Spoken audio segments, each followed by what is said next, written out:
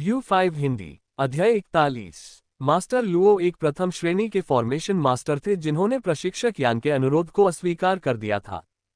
प्रशिक्षक यान के पास कम से संतुष्ट होने के अलावा कोई विकल्प नहीं था और उन्होंने ऐसे फॉर्मेशन मास्टर्स की तलाश की जो अभी तक रैंक तक नहीं पहुंचे थे, लेकिन उन्होंने कई वर्षों तक फॉर्मेशन का अध्ययन किया था और उनसे मोहुआ को शिष्य के रूप में लेने के लिए कहा। हालांकि कुछ ने साफ मना कर दिया, कुछ ने बहाने बनाए और कुछ मान भी गए, तो उनकी मांगें बहुत ज्यादा थीं। उनकी शर्तें मानने का मतलब था कि मोहुआ जिंदगी भर के लिए एक औजार या कठपुतली से ज्यादा कुछ नहीं रह जाएगा, उसे बोलने की आज़ादी नहीं होगी जो खुद को गुलामी में बेचने जैसा होगा। कई दिनों तक इधर उधर भटकने के बाद भी कोई फायदा न होने पर प्रशिक्षक यान अपने घर लौट आए और अकेले बैठकर गहरी सांस लेने लगे। कुछ ही दिनों में उसे जाना होगा और समय कम होता जा रहा था। अगर उसे पढ़ाने के लिए कोई योग्य सज्जन नहीं मिला तो मोहुआ की संरचनाओं के अध्ययन में प्रगति में देरी हो सकती थी। काफी सोच विचार के बाद प्रशिक्षक यान ने मन बना लिया था। उसने मोहुआ के परीक्षा पत्रों को सावधानी से सील करके अपने बैग में रख लिया। शाम के समय प्रशिक्षक यान टोंगशियान शहर से निकलकर सीधे शहर के बाहर दक्षिण पूर्व की ओर चले गए। टोंगशियान शहर के दक्षिण पूर्व में एकांत, सुंदर, शांत और भव्य पर्वत शिखर था जो अपना एकांत आकर्षण समेटे हुए था।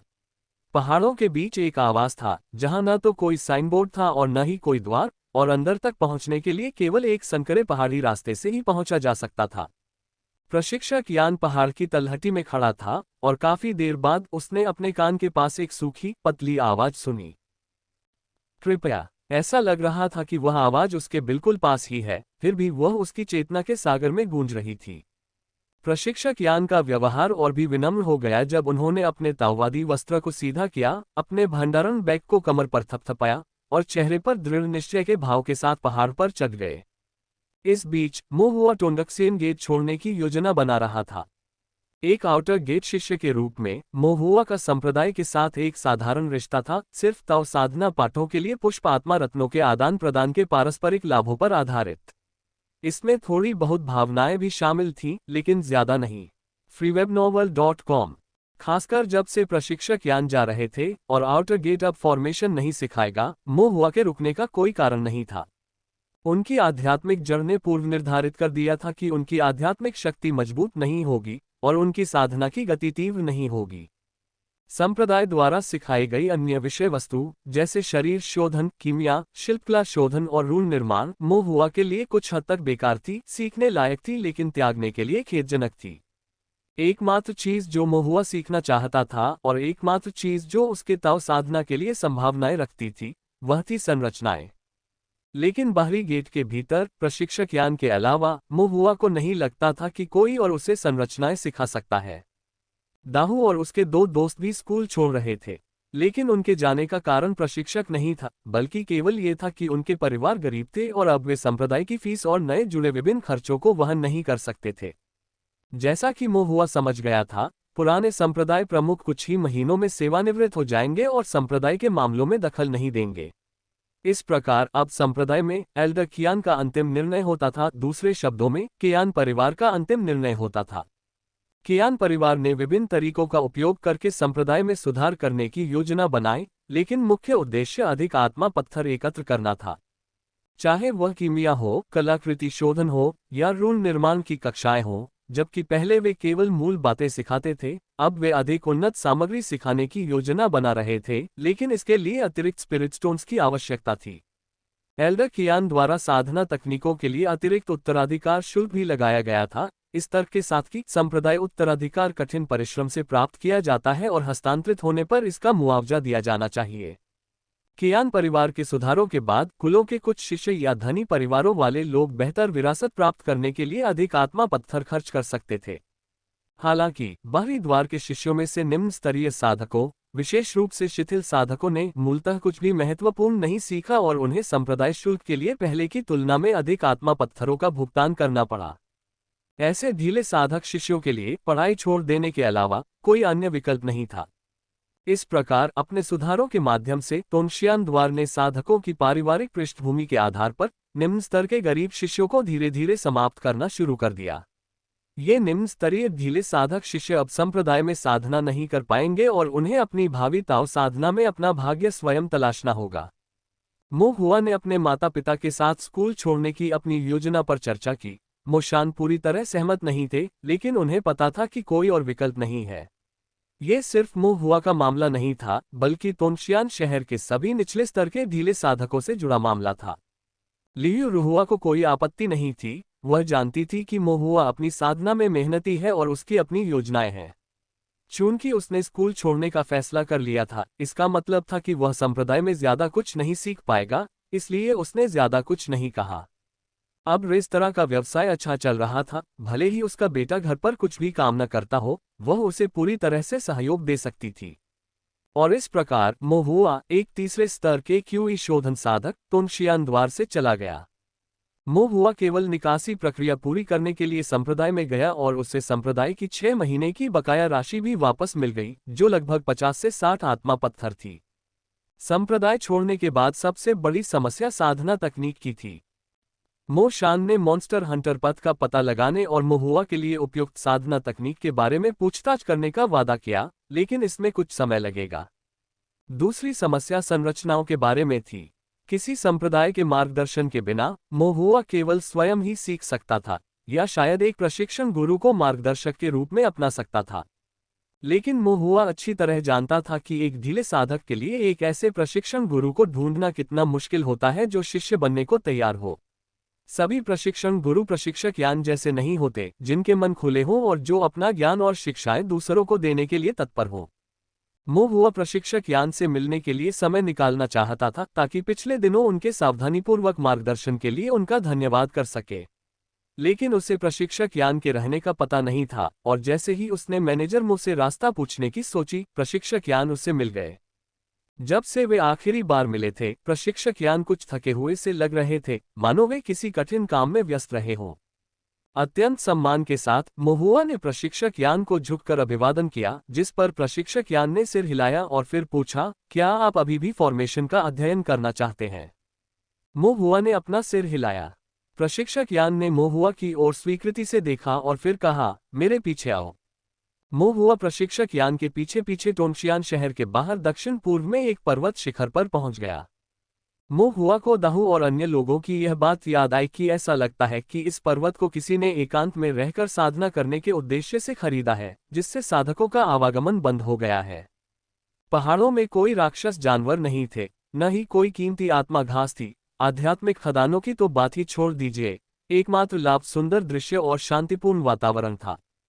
टोंगशियान शहर में बहुत से भटके हुए साधक रहते थे, जो अपनी यात्रा से थके हुए थे और पहाड़ी दृश्यों के लिए रुकना नहीं चाहते थे, इसलिए साधक यहाँ बहुत कम आते थे। पहाड़ की तलहटी में प्रशिक्षक यान ने कहा, इस पहाड़ पर एक अंतप्रिय सज्जन रहते हैं, जिनसे मेरी जान पहचान संयोगवश हुई। मैं आमतौर पर उन्हें परेशान नहीं करता, लेकिन मैं कुछ दिनों में यहाँ से जा रहा हूँ, इसलिए मैं चाहता था कि आप उनसे मिलें। क्या ये सज्जन फॉर्मेशन के बारे में जानते हैं? मोहुआ ने पूछा। प्रशिक्षक यान ने सिर हिलाया। वास्तव में इस सज्जन की उपलब्धियां अत्यंत गहन हैं। क्या वह प्रथम श्रेणी का फॉर्मेशन मास्टर है? मोहुआ ने उत्सुकता से पूछा। जहां तक उनकी विशिष्ट रैंक का सवाल है, मुझे यकीन नहीं है, लेकिन कम से कम वह प्रथम रैंक के तो हैं। मोहुआ का सम्मान काफी बढ़ गया। प्रथम श्रेणी का फॉर्मेशन मास्टर होना पहले से ही असाधारण था, और मोहुआ ने ये कल्पना करने की भी हिम्मत नहीं की कि इसके आगे क्या है। फिर भी मोहुआ ये जानने के लिए उत्सुक था कि प्रथम श्रेणी से ऊपर की संरचनाएं कैसी होती हैं। ये भी सोचा कि क्या ये सच है, जैसा कि अफवाहों में कहा गया था, कि प्रकृति के भाग्य को चुराने और स्वर्ग और पृथ्वी को बदलने की शक्ति उसके पास है। ये सज्जन इतनी दूर क्यों रहते हैं? क्या इसलिए कि उन्हें यहाँ की भीड़ भाड़ पसंद नहीं? मोहुआ ने फिर पूछा।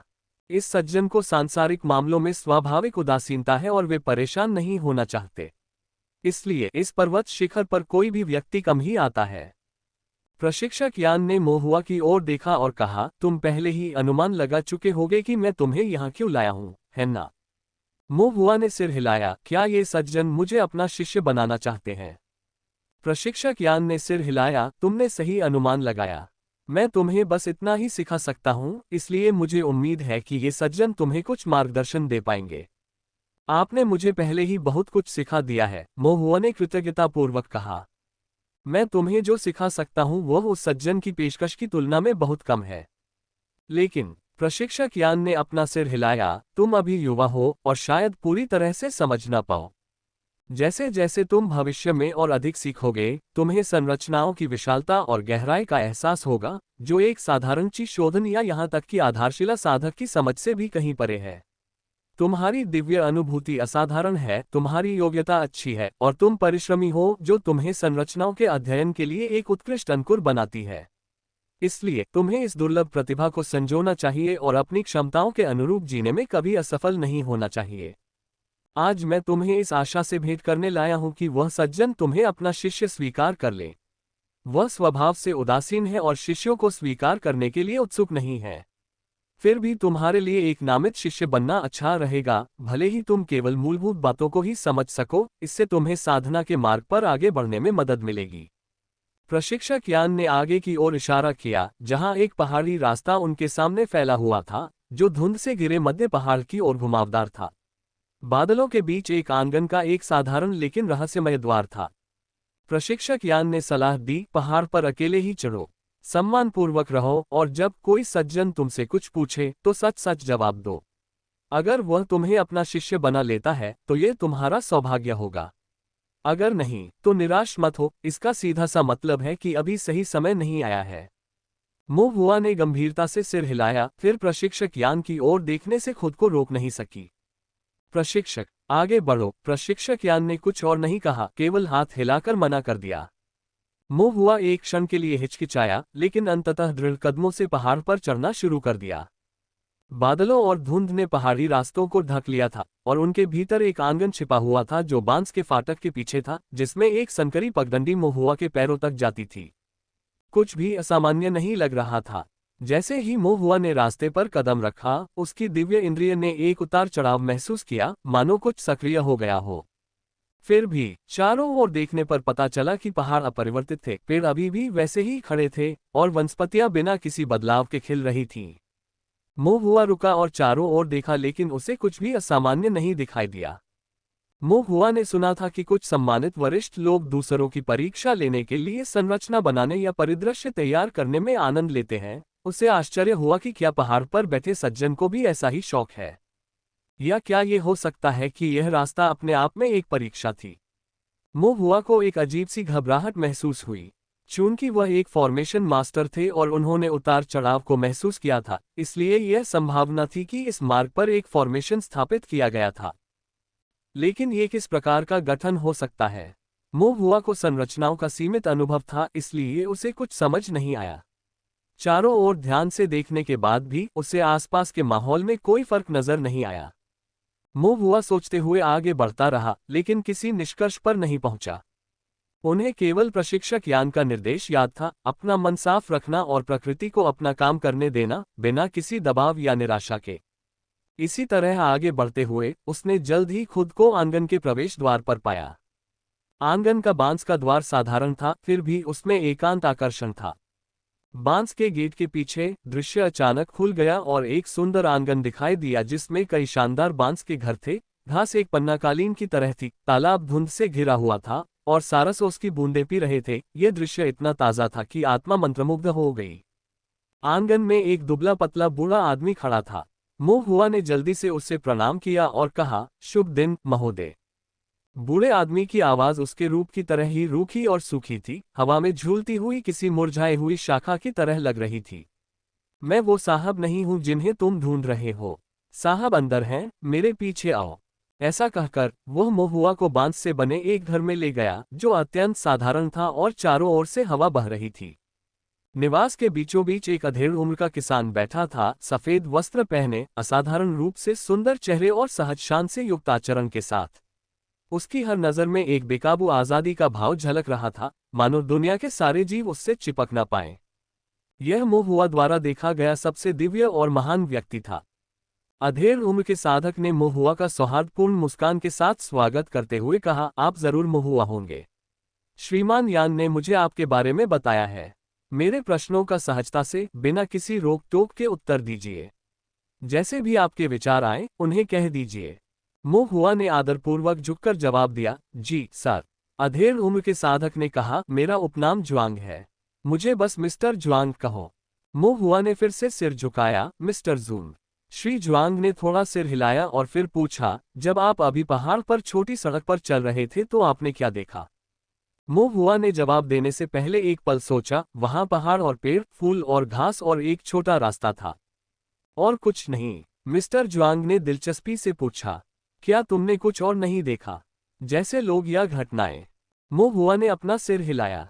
श्री जुआंग ने कहा, उस छोटे से रास्ते में एक संरचना है जो पुराने जमाने के एक ताओवादी मित्र का उपहार है। इसका नाम है जल दर्पण संरचना, जिस पर पहली बार चलने पर किसी के भाग्य के बारे में अंतर्दृष्टि मिल सकती है या भविष्य के पहलुओं का पूर्वाभास भी हो सकता है। मो हुआ के दिल में एक झटका सा लगा। क्या ऐसी कोई रचना भी मौजूद है जो भाग्य और भविष्य का खुलासा कर सके? तो फिर इसका क्या मतलब हुआ कि मैंने कुछ नहीं देखा? इसका मतलब ये तो नहीं कि मेरा कोई भविष्य नहीं है। मो हुआ एक पल के लिए आशंकित हो गया, लेकिन प्रशिक्षक यान की पिछली सलाह को याद करते हुए वह सच बोला, मैंने कुछ और नहीं देखा। श्री जुआंग ने थोड़ा आश्चर्य व्यक्त किया, फिर सिर हिलाया, मैं समझ गया। फिर उन्होंने एक संरचना आरेख निकाला और आगे कहा, यहाँ कुछ लेखन सामग्री है, इस संरचना को अपनी पूरी क्षमता से जितना हो सके बनाओ। freewebnovel.com। मो हुआ ने संरचना आरेख पर नजर डाली और पहचान लिया कि यह जल नियंत्रण संरचना है, वही संरचना जिसका उपयोग प्रशिक्षक यान ने मूल्यांकन के लिए किया था। हाँ। मो हुआ ने कागज और ब्रश लिया और उससे संरचना आरेख के साथ तुलना करते हुए संरचना का चित्र बनाना शुरू किया। 2 घंटे बाद मो हुआ की दिव्य इंद्रिय समाप्त हो गई और वह केवल 5.5 संरचना पैटर्न ही बना सका। पिछली बार जब उसने जल नियंत्रण संरचना बनाई थी, तब से कुछ ही दिन बीते थे और मो हुआ की दिव्य भावना इतनी तीव्र नहीं हुई थी कि वह इतने कम समय में 6 संरचना पैटर्न बना सके। इस बार संरचना पिछली बार की तुलना में अधिक कुशलता से बनाई गई थी तथा ब्रशवर्क भी अधिक साफ सुथरा था। श्री जुआंग ने मो हुआ द्वारा बनाई गई संरचना को देखा, अपनी भौहें थोड़ी ऊपर उठाईं और फिर कहा, बुरा नहीं, क्या तुम मेरे नामांकित शिष्य बनना चाहोगे? मैं तुम्हें संप्रदाय की कुछ संरचनाएं नहीं सिखाऊंगा, लेकिन अगर तुम ताओ साधना जगत की सामान्य संरचनाएं सीखना चाहते हो तो मैं तुम्हें वे सभी सिखा सकता हूं। हालांकि उसे पता नहीं था कि क्यों मो हुआ ने मिस्टर जुआंग की परीक्षा पास कर ली थी। मो हुआ बहुत खुश हुआ और फिर श्री जुआंग को आदरपूर्वक प्रणाम करते हुए बोला, धन्यवाद सज्जन, ये शिष्य तैयार है। साधना जगत में गुरु शिष्य संबंध 2 प्रकार के होते हैं, एक नामांकित शिष्य और दूसरा प्रत्यक्ष शिष्य। प्रत्यक्ष शिष्य अपने मार्गदर्शक को मास्टर कहते हैं और उन्हें व्यक्तिगत रूप से सिखाया जाता है, इस विचार का पालन करते हुए कि एक बार शिक्षक हमेशा के लिए पिता, जिसके परिणामस्वरूप मास्टर और शिष्य के बीच बहुत गहरा बंधन बन जाता है। दर्ज नामांकित शिष्यों के साथ संबंध कहीं अधिक अनौपचारिक होते हैं, उन्हें वही सिखाया जाता है जो गुरु उन्हें सिखाना चाहते हैं, और शिष्य उन्हें गुरु नहीं, केवल सज्जन कह सकते हैं। दर्ज नामांकित शिष्यों और उनके गुरुओं के बीच स्नेह तो होता है, लेकिन ये प्रत्यक्ष शिष्य जितना गहरा नहीं होता। फिर भी मो हुआ बहुत आभारी था कि श्री जुआंग उसे एक नामांकित शिष्य के रूप में लेने के लिए तैयार थे। मिस्टर जुआंग ने सिर हिलाया, तुम आज वापस जा सकते हो। कल सुबह होने के 2 घंटे बाद यहाँ आना और मैं तुम्हें कुछ आकृतियां सिखाना शुरू करूंगा। जी हाँ सज्जन। मो हुआ ने पुनः सिर झुकाया, इस बार एक शिष्य द्वारा गुरु को दिए जाने वाले झुकने के समान, और फिर श्री जुआंग को विदाई दी तथा अपने कदमों में स्फूर्ति भरते हुए उनके प्रांगण से बाहर निकल गया। मो हुआ पहाड़ से नीचे उतरते हुए उसने पाया कि प्रशिक्षक यान अभी भी बेस पर इंतजार कर रहे थे। ये जानकर कि मिस्टर जुआंग मो हुआ को प्रशिक्षु के रूप में लेने के लिए सहमत हो गए हैं, उसने राहत की सांस ली और संतोष से कहा, यह आपका सौभाग्य है कि श्री जुआंग आपको इतना महत्व देते हैं। आपको इस अवसर का आनंद लेना चाहिए। श्री जुआंग एक सम्मानित व्यक्ति हैं, आपको उनका बहुत सम्मान करना चाहिए। हाँ प्रशिक्षक, मो हुआ ने उत्तर दिया। जैसे ही दोनों पहाड़ी रास्ते से नीचे उतरे, मो हुआ ने अचानक उत्सुकता से पूछा, गुरुजी, क्या आप मिस्टर जुआंग के आंगन में गए हैं? उस संकरे रास्ते से गुजरते हुए आपने क्या देखा? प्रशिक्षक यान ने अपना सिर घुमाया, एक पल के लिए चुपचाप मो हुआ को देखा और फिर कहा, जब मैं उस संकरे रास्ते से गुजर रहा था तो मुझे कुछ धुंधले दृश्य दिखाई दिए। इन क्षणिक छवियों ने मुझे बताया कि श्री जुआंग आपको अपना शिष्य बनाने के लिए तैयार हैं और भविष्य में आप एक उत्कृष्ट प्रशिक्षण गुरु बनेंगे। ये कहते हुए वे सड़क के एक दोराहे पर पहुंच गए जहां आगे तोंगशियान शहर था। प्रशिक्षक यान ने मोहुआ की ओर देखा और फिर गंभीरता से कहा, मोहुआ। मोहुआ ने मुड़कर देखा और प्रशिक्षक यान कुछ देर रुके और बोले, एक निर्माण गुरु स्वर्गीय ताओ की खोज करता है, हालांकि स्वर्गीय ताओ असीम है जबकि मानव जीवन सीमित है। केवल पीढ़ी दर पीढ़ी निर्माणों को हस्तांतरित करके ही साधक संभवतः स्वर्गीय ताओ को उजागर कर सकते हैं और इस प्रकार निर्माण सभी प्राणियों को लाभान्वित कर सकते हैं। भविष्य में किसी दिन यदि आप एक उच्च स्तरीय या उससे भी बेहतर फॉर्मेशन गुरु बन जाएं और ऐसे साधकों से मिलें जो दयालु और फॉर्मेशन में प्रतिभाशाली हों, तो मुझे आशा है कि आप भी अपने मार्गदर्शन में उदार होंगे। फॉर्मेशन का मार्ग जल के समान है, इसे दूर दूर तक प्रवाहित किया जाना चाहिए, अन्यथा ये स्थिर हो जाएगा। मोहुआ को अचानक अपने कंधों पर भारी बोझ महसूस हुआ। उसने गुरु यान को प्रणाम किया और गंभीरता से कहा, ये शिष्य याद रखेगा। प्रशिक्षक यान के चेहरे पर राहत की भावना थी। खुद को रोक न पाने के कारण मोहुआ ने पूछा, प्रशिक्षक, क्या आप टोनगक्सियन शहर छोड़ रहे हैं? प्रशिक्षक यान ने सिर हिलाया, मैं अब और टोनशियान गेट में नहीं रुक सकता और मुझे कुछ निजी काम निपटाने हैं। मैं जल्द ही यहाँ से चला जाऊंगा। क्या मैं तुम्हें फिर से देख पाऊंगा? प्रशिक्षक यान ने मोहुआ की स्पष्ट गहरी आंखों में देखा और मुस्कुराया, चलो इसे भाग्य पर छोड़ देते हैं। प्रशिक्षक यान ने हाथ बढ़ाकर मोहुआ के बालों को बिखेरते हुए कहा, तुम्हें जल्दी वापस जाना चाहिए, जाकर अपने माता पिता से बात करनी चाहिए। मोहुआ शहर के फाटक की ओर बढ़ा। कुछ कदम चलने के बाद उसने मुड़कर प्रशिक्षक यान को फिर से प्रणाम किया। प्रशिक्षक यान ने हाथ हिलाकर गर्मजोशी से कहा, आगे बढ़ो। वह मोहुआ को तब तक देखता रहा जब तक कि दूरी में उसका आकार सिकुड़कर पीछे नहीं हट गया और फिर वह जाने के लिए मुड़ गया। इस बीच मोहुआ भी पीछे मुड़ा। प्रशिक्षक यान जहां थे वहां देखा और एक बार फिर गहराई से झुक गया। प्रशिक्षक यान की आकृति धीरे धीरे धुंधले और मायावी पहाड़ों में लुप्त हो गई। शान दंपति को बहुत खुशी हुई जब उन्होंने सुना कि मोहुआ को प्रशिक्षक यान द्वारा संदर्भित किया गया है और एक उच्च कुशल फॉर्मेशन मास्टर द्वारा छात्र के रूप में स्वीकार किया गया है। मो शान को शुरू में कुछ चिंताएं थीं, लेकिन सोचने के बाद उन्हें लगा कि चिंता की कोई बात नहीं है। प्रशिक्षक यान ने कई वर्षों तक टोनगक्सियन गेट पर पढ़ाया था और उनकी अच्छी प्रतिष्ठा थी, और प्रशिक्षक यान द्वारा अनुशंसित व्यक्ति निश्चित रूप से असाधारण स्थिति वाला होता था। मो शान का परिवार केवल साधारण ढीले साधक थे, जिनके पास न तो आत्मा पत्थर थे और न ही पारिवारिक संपत्ति, इसलिए स्वाभाविक रूप से उन्हें इस बात की चिंता नहीं थी कि दूसरे उनसे कुछ भी ले लेंगे। इसके अलावा उन्हें आमतौर पर ऐसे दर्जे के फॉर्मेशन मास्टर से मिलने का मौका भी नहीं मिलता, इसलिए यह वास्तव में एक सौभाग्यपूर्ण अवसर था। अब चूंकि मोहुआ फॉर्मेशंस का अध्ययन कर रही थी और घर पर रह रही थी, लियू रुहुआ अपने बेटे को हर दिन देख सकती थी और उसके लिए खाना भी बना सकती थी, जिससे वह और भी खुश थी। अगली सुबह लियू रुहुआ द्वारा तैयार किए गए हार्दिक नाश्ते के बाद मोहुआ श्री जुआंग से मिलने और उनसे सीखने के लिए दक्षिण पूर्व पर्वत के लिए रवाना हो गया। इस बार पहाड़ की तलहटी में पहुंचने पर मोहुआ ने बांस के दरवाजे की ओर जाने वाला रास्ता लिया और महसूस किया कि वास्तव में आंगन के सामने एक साइन बोर्ड था। साइन बोर्ड पर लिखा था, भूलने वाला निवास, एक ऐसा विवरण जिस पर मोहुआ ने किसी तरह एक दिन पहले ध्यान नहीं दिया था। जैसे ही मोहुआ ने फॉरगेटफुल रेसिडेंस में प्रवेश किया, उसने देखा कि मिस्टर जुआंग तालाब के किनारे आलस्य से बैठे हैं, एक हाथ से अपना गाल पकड़े हुए और दूसरे हाथ से मछली पकड़ रहे हैं, एक बांस के टुकड़े को छड़ी की तरह और एक खाली हुक को बिना चारे के इस्तेमाल कर रहे हैं। मोहुआ ने तालाब में झांका तो पाया कि उसमें एक भी मछली नहीं थी। मोहुआ ने सोचा कि श्री जुआंग के कहने का कुछ गहरा अर्थ अवश्य होगा, और उसने फिर से उनकी ओर देखा तो पाया कि श्री जुआंग वास्तव में मछली पकड़ नहीं रहे थे, बल्कि केवल अपना गाल ऊपर उठाए हुए ऊँघ रहे थे।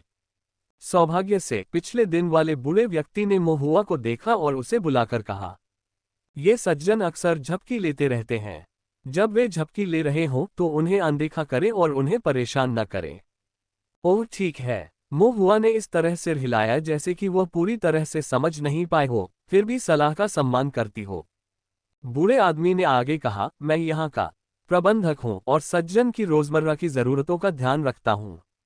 आप मुझे बूढ़ा कुई कह सकते हैं। मोहुआ ने विनम्रता से कहा, दादाजी गुई।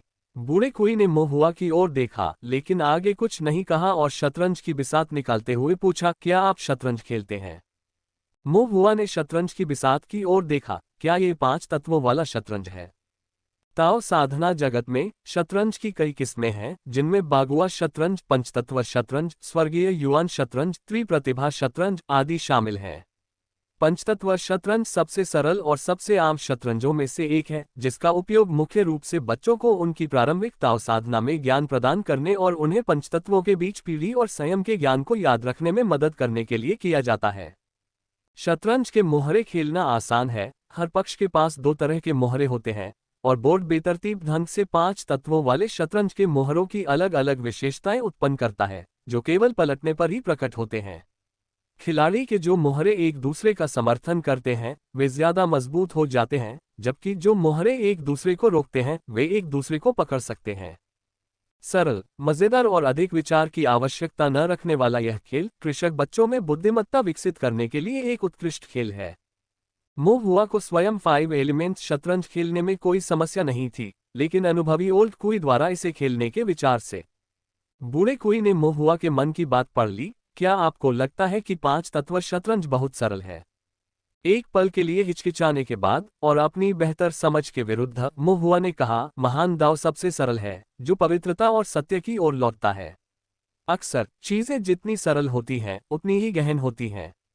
बूढ़ा कोई कुछ देर सोचता रहा, फिर अचानक उसे एहसास हुआ, ये तो सही कारण है।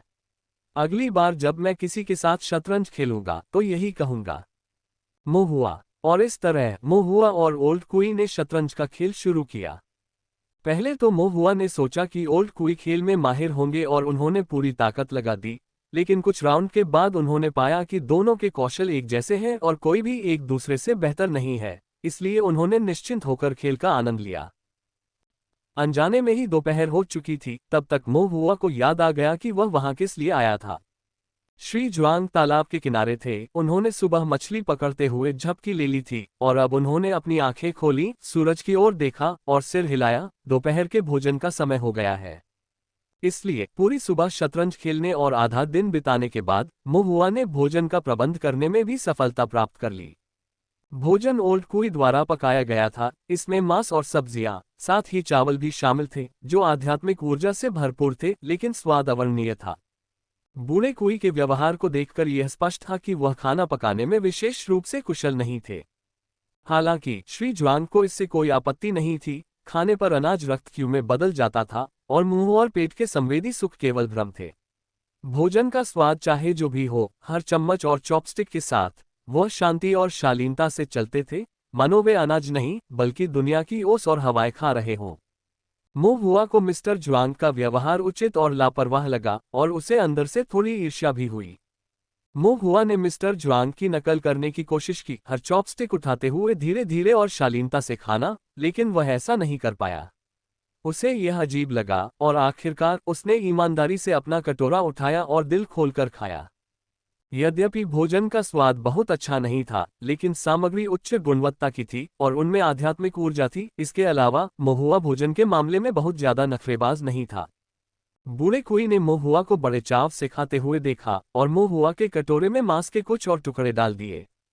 भोजन के बाद श्री जुआंग को अंततः याद आया कि महुआ क्यों आया था और वह उसे आंगन में एक बांस के मंडप में ले गया। उनके चारों ओर ताजगी भरी हवा चल रही थी, साथ ही बांस की सरसराहट की आवाज भी आ रही थी। मैंने पहले भी शिष्यों को अपनाया है, लेकिन उन्होंने जो सीखा वह आपसे अलग था, इसलिए इसे सामान्यीकृत नहीं किया जा सकता। आइए देखें कि आपने अपने प्रशिक्षण अध्ययन में किस स्तर तक पहुंच बनाई है। इसके बाद श्री जुआंग ने महुआ से कई प्रश्न पूछे, जिनका महुआ ने एक एक करके उत्तर दिया। महुआ के उत्तर देने के बाद श्री जुआंग ने एक क्षण के लिए सोचा, फिर एक मोटी किताब निकाली और महुआ को निर्देश दिया। निर्माण सिद्धांतों के बारे में आपका ज्ञान बहुत उथला है और आपने जो सीखा है वह ज्यादातर बुनियादी निर्माण पैटर्न है, असंबद्ध और व्यापक नहीं। इतनी कमजोर नींव के साथ बाद में अधिक गहन निर्माणों को समझना मुश्किल है और आप निर्माण के मार्ग पर ज्यादा आगे नहीं बढ़ पाएंगे।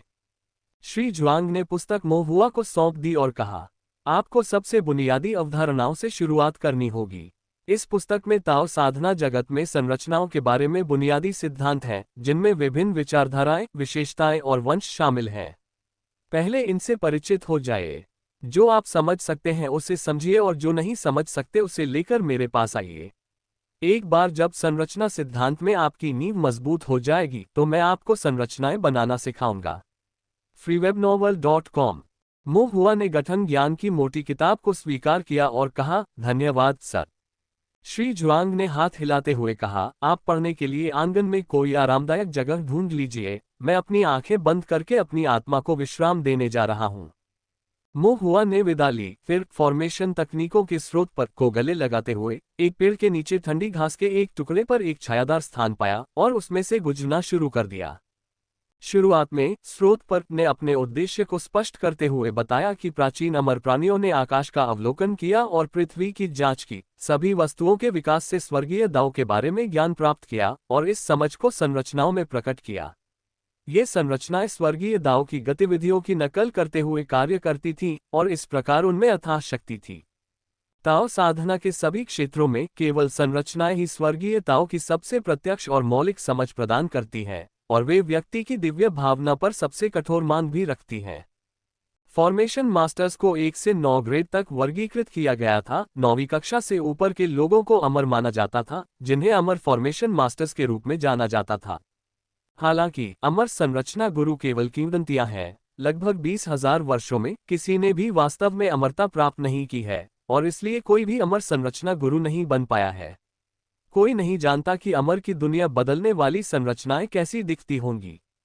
केवल अमर निर्माण गुरु ही नहीं, बल्कि 9वीं कक्षा के दर्ज गुरुओं का भी कोई हिसाब नहीं है। 8वीं कक्षा तो बस एक किंवदंती है।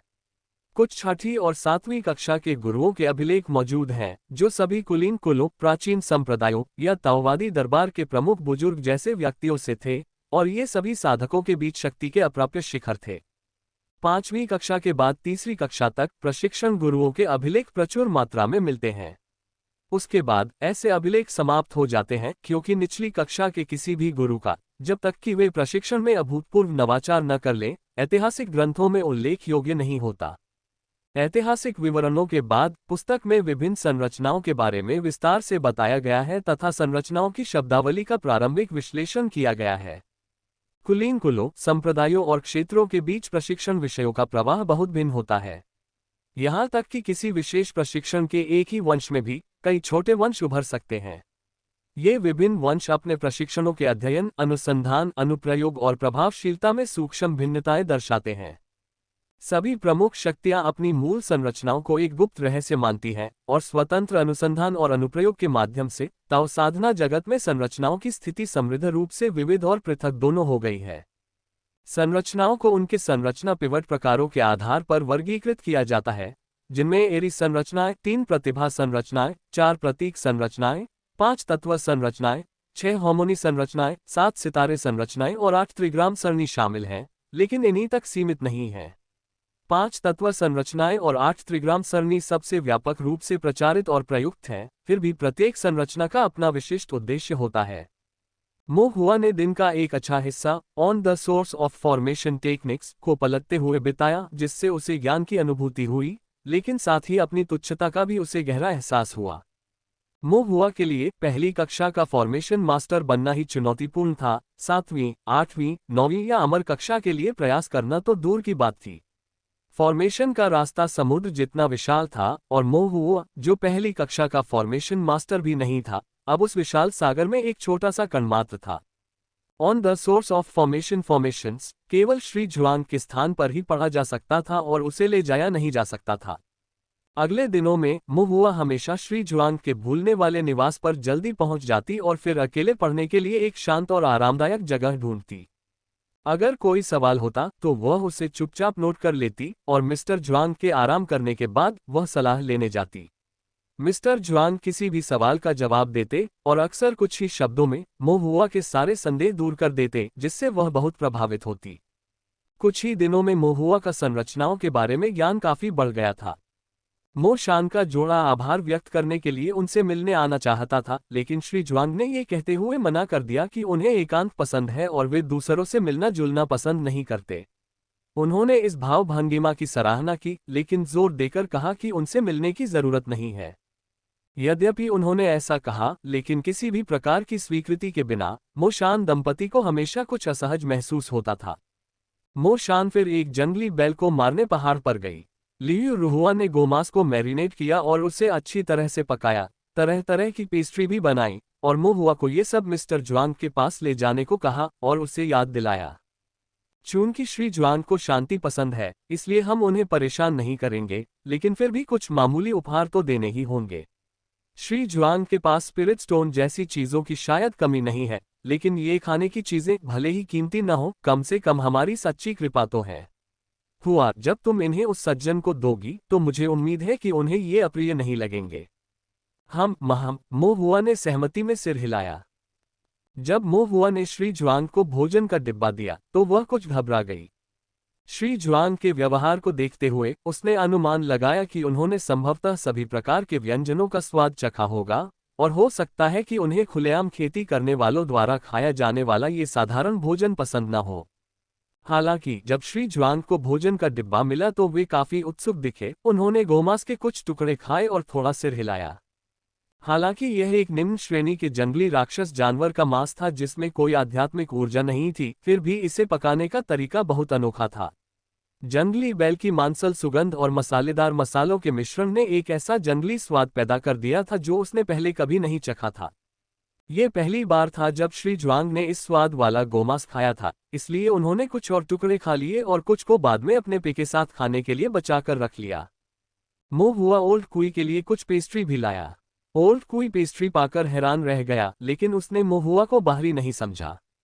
उसने कुछ पेस्ट्री चखी और न तो उनकी तारीफ की और न ही उनकी आलोचना की। ये देखकर कि दोनों पुरुषों ने उपहार स्वीकार कर लिए थे और उन्हें व्यक्तिगत रूप से चख लिया था और असंतोष का कोई संकेत नहीं था, मो हुआ ने राहत महसूस की। लियू रुहुआ बहुत खुश हुई और जब भी खाली होती, मो हुआ के लिए विभिन्न व्यंजन तैयार करती और उन्हें श्री जुआंग और ओल्ड कुई तक पहुंचाती। पहाड़ों में कई तरह के राक्षस जानवर थे और सबके स्वाद अलग अलग थे। लियू रुहुआ, जो आम दिनों में अपने खाने पीने में व्यस्त रहती थी, अपने खाली समय में खाना पकाने की कला सीखने में ध्यान लगाती थी। मो शांग, राक्षसों के शिकार से जो मांस प्राप्त करती थी, उससे वह अलग अलग तरह के व्यंजन बनाती थी। अलग अलग तरह के मांस अलग अलग मसालों और पकाने की शैलियों के साथ मिलकर अलग अलग स्वाद पैदा करते थे। कुछ का स्वाद बहुत अच्छा होता था, जबकि कुछ उतने आसानी से पचने वाले नहीं होते थे। लियू रुहुआ, मो हुआ के लिए अच्छे स्वाद वाले फल चुनती और उन्हें मिस्टर जुआंग के पास चखने के लिए ले जाती। बूढ़े कुई को मिठाइयाँ बहुत पसंद थीं, और मो हुआ ने देखा कि उसे कुरकुरे फल बहुत पसंद थे और शतरंज खेलते समय उन्हें खाना उसे बहुत पसंद था। इसलिए लियू रुहुआ कुछ कुरकुरे फल बनाती और मो हुआ से उन्हें बूढ़े कुई तक पहुंचाने के लिए कहती। कुछ समय बाद श्री जुआंग, जो इन्हें खाने के आदी थे, उन्हें बूढ़ी कुई द्वारा तैयार भोजन में ज्यादा रुचि नहीं रही। एक दिन श्री जुआंग और ओल्ड कुई को मसालेदार मांस और पेस्ट्री देने के बाद, दिन भर की पढ़ाई करने और कुछ प्रश्न पूछने के बाद मो हुआ ने विदाई ली और घर चला गया। आसमान में अंधेरा छा गया था और श्री जुआंग तालाब के किनारे बैठे थे और आराम से गोमांस का आनंद लेते हुए और शराब की चुस्कियां लेते हुए आसमान में शाम की चमक को देख रहे थे। बूढ़ा कुई एक तरफ पेस्ट्री खा रहा था और खुद से शतरंज खेल रहा था। एक पल बाद उसने मिस्टर जुआंग की तरफ देखा और कहा, तुम्हारा क्यूई सागर टूट गया है, तुम और भी चीजें खा सकते हो, लेकिन लालच मत करना और मेरे बनाए औषधीय व्यंजनों को नजरअंदाज मत करना। श्री जुआंग उदासीन दिखे। टूटे हुए शीशे को जोड़ा नहीं जा सकता, गिरा हुआ पानी वापस नहीं मिल सकता। क्यूई सागर पहले ही टूट चुका है, कुछ भी खाना बेकार है। बेहतर होगा कि कुछ ऐसा खाया जाए जिससे खुद को खुशी मिले। बूढ़े कुई को उसकी परवाह नहीं थी। अचानक उसने पूछा, क्या ये सचमुच इतना स्वादिष्ट है? श्री जुआंग ने अपने चॉपस्टिक से मांस का एक और टुकड़ा लिया और उसे अपने मुंह में डालकर ध्यान से उसका स्वाद लेते हुए कहा, इसका स्वाद बहुत अनोखा है। बूढ़ी कुई ने भौहें चढ़ाते हुए कहा, तुमने जिंदगी में कौन सा स्वादिष्ट खाना नहीं खाया? अब तुम्हें उसकी तलब क्यों होने लगी है? वास्तव में श्री जुआंग के चेहरे पर प्रसन्नता का भाव था, लेकिन उनकी आंखों में दुनिया की उदासीनता छिपी थी। विदेशी व्यंजनों से ऊबकर अब मुझे ये साधारण खाद्य पदार्थ उनके साधारण इरादों के साथ सबसे कीमती लगते हैं। ओह, बूढ़ा कुई उदासीन सा शतरंज खेलना जारी रखते हुए कुरकुरी पेस्ट्री का एक टुकड़ा उठाकर अपने मुंह में डाल रहा था। मिस्टर जुआंग ने उसकी तरफ देखा और अचानक पलटकर पूछा, तुम्हें स्वाद तो नहीं आ रहा है ना? फिर इन चीजों को खाने की इतनी जहमत क्यों उठा रहे हो? बूढ़े कुई ने शतरंज की बिसात पर ध्यान केंद्रित किया और एक क्षण बाद कहा, मैं क्रंच सुनने के लिए चबाता हूँ। ये कहकर उसने एक कुरकुरा केक उठाया और उसे जोर जोर से कुतरना शुरू कर दिया। आधे महीने बाद महुआ ने on the source of formation पढ़ना लगभग पूरा कर लिया था और श्री जुआंग ने महुआ को फॉर्मेशन सिद्धांत के बारे में पढ़ाना शुरू कर दिया। श्री जुआंग द्वारा पढ़ाया गया निर्माण सिद्धांत प्रशिक्षक यान द्वारा पढ़ाए गए सिद्धांत से कहीं अधिक व्यापक और गूढ़ था। इसमें ऐसी निर्माण शब्दावली भरी थी जो महुआ ने पहले कभी नहीं सुनी थी और महुआ ने इसे बहुत धीरे धीरे सीखा। श्री जुआंग ने भी हस्तक्षेप रवैया अपनाया, चाहे महुआ ने जल्दी या धीरे, अच्छा या बुरा सीखा, उन्होंने कभी ज्यादा कुछ नहीं कहा। लेकिन शायद बहुत अधिक गोमांस खाने के कारण श्री जुआंग को भी बेचैनी महसूस हुई, इसलिए उन्होंने महुआ से पूछा, आप किस तरह के फॉर्मेशन मास्टर बनना चाहते हैं? महुआ प्रथम श्रेणी के फॉर्मेशन मास्टर कहना चाहता था, लेकिन ये लक्ष्य श्री जुआंग की नज़र में बहुत मामूली लग सकता था और उन्हें ये भी पता नहीं था कि फॉर्मेशन मास्टर्स किस प्रकार के होते हैं, इसलिए उन्होंने बस उत्तर दिया। शिष्य को यह नहीं पता कि वह किस प्रकार का फॉर्मेशन मास्टर बन सकता है। श्री जूंग ने एक क्षण विचार किया और फिर कहा, आपका आध्यात्मिक मूल सर्वोच्च नहीं माना जाता है और आत्मा रत्नों और साधना तकनीकों की कमी के बिना भी स्वर्णिम मूल अवस्था तक पहुंचना आसान नहीं होगा। क्षेत्र एक निर्माण गुरु की सीमा निर्धारित करता है और पर्याप्त साधना क्षेत्र के बिना, चाहे योग्यता कितनी भी ऊंची क्यों न हो, कोई भी अधिक गहन निर्माणों को नहीं छू सकता। इसके अलावा योग्यता के मामले में आपकी योग्यता वास्तव में काफी अच्छी है। हालांकि यह अफसोस की बात है कि आपने बहुत देर से शुरुआत की और विभिन्न गठन सिद्धांतों की बुनियादी समझ का अभाव है। कुलीन कुलों की संतानें छोटी उम्र से ही इस ज्ञान में डूबी रहती हैं और कुछ को तो शुरू से ही गहन गठन ज्ञान की गहरी जानकारी होती है। आप में इस तरह की गहरी समझ का अभाव है और अगर आप अभी से सीखना शुरू भी कर दें तो भी आप बहुत धीमे होंगे। जब मैं पहले शिष्यों को शिक्षा देता था तो मैं हमेशा निर्माण सिद्धांत से शुरुआत करता था और उन्हें ताओ साधना जगत के असंख्य निर्माण विद्यालयों और सिद्धांतों को याद कराता था ताकि एक आधार स्थापित हो सके। इस तरह भविष्य में उन्हें एकीकरण और समझ में आसानी होगी और वे निर्माण के मार्ग पर आगे बढ़ सकेंगे। मिस्टर जुआंग ने महुआ की तरफ देखा, उनके चेहरे पर थोड़ा अफसोस था, लेकिन फिर भी उन्होंने खुलकर कहा, लेकिन हो सकता है कि तुम ज्यादा आगे न जा सको।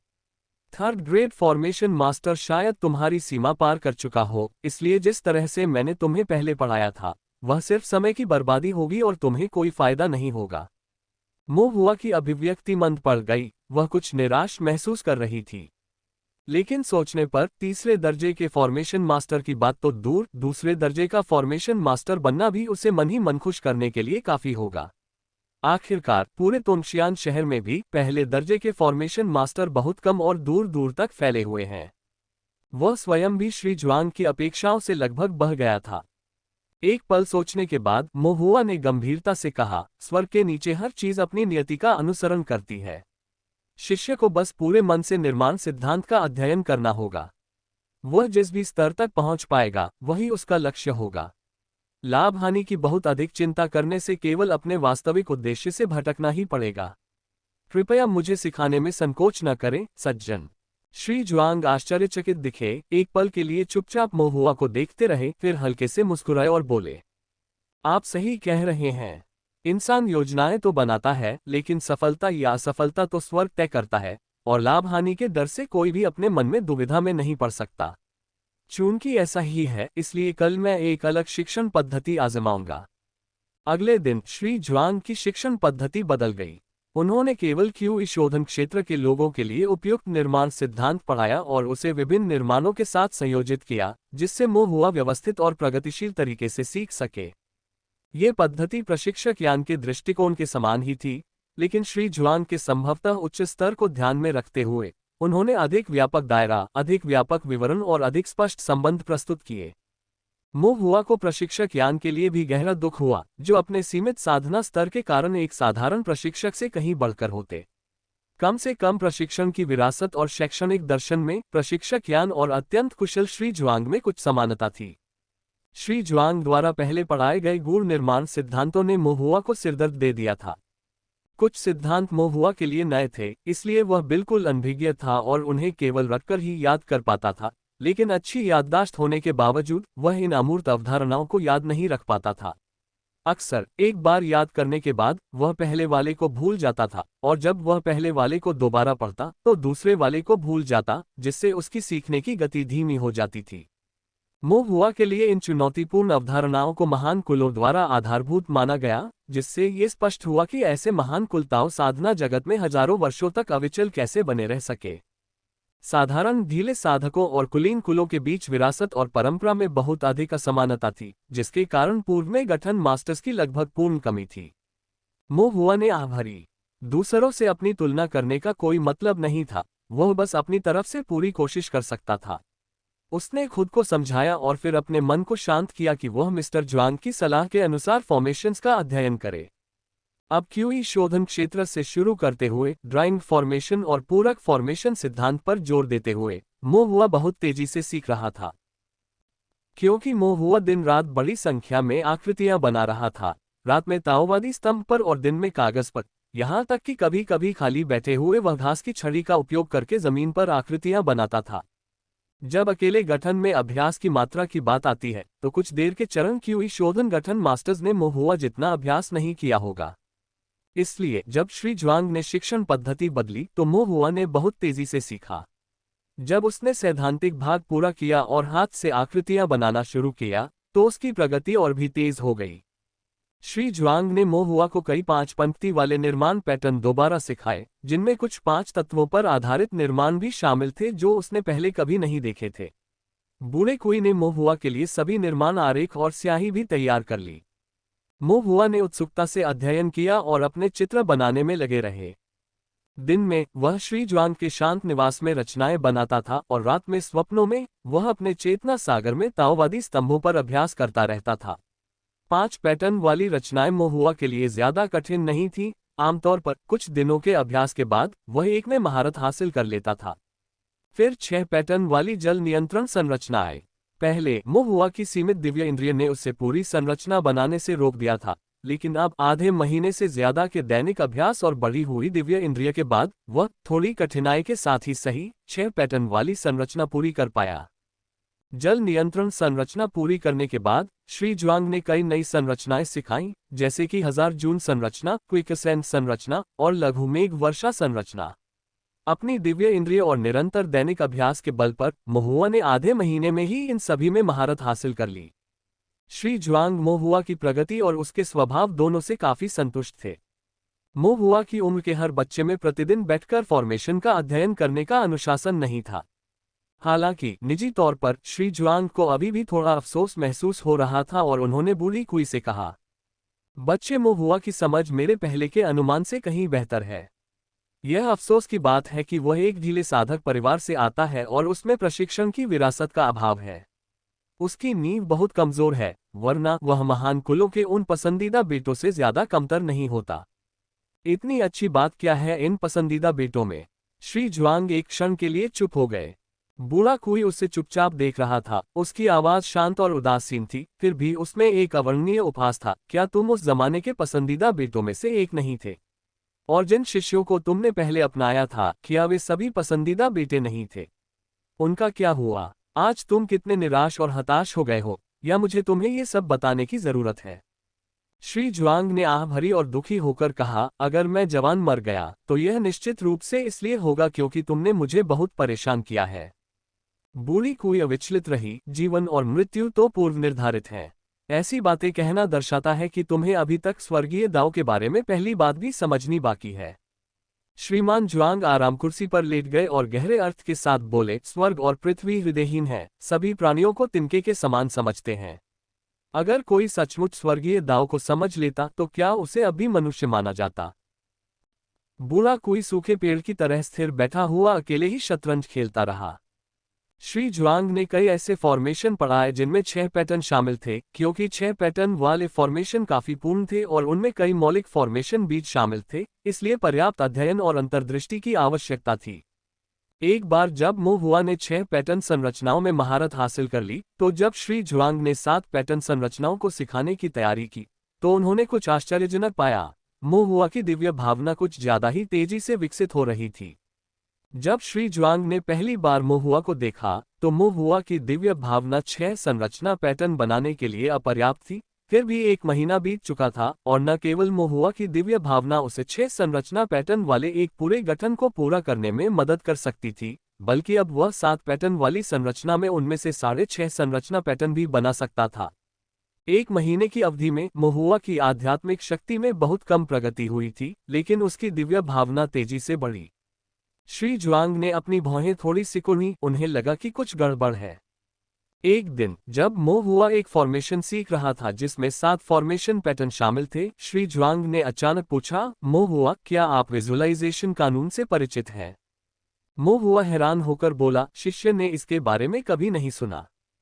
क्या ऐसा है? श्री जुआंग ने अपनी उंगलियां मेज पर थपथपाईं, एक पल के लिए विचार में डूब गए, फिर पूछा, तो क्या आपने कभी कुछ अजीब छवियां या पैटर्न देखे हैं जो एक ही नज़र में दिव्य संवेदना को मोहित कर लेते हैं, जिससे कोई अनायास ही उनमें डूब जाता है? कुछ देर सोचने के बाद मोहुआ ने अपना सिर हिलाया। सबसे अजीब चीज जो उसने कभी देखी थी वह थी उसके दिमाग में ताओवादी स्तंभ, लेकिन उस स्तंभ पर कोई पैटर्न या स्पष्ट रेखाएं नहीं थी और इसे लंबे समय तक देखने से कोई भी इसमें डूब नहीं पाता था।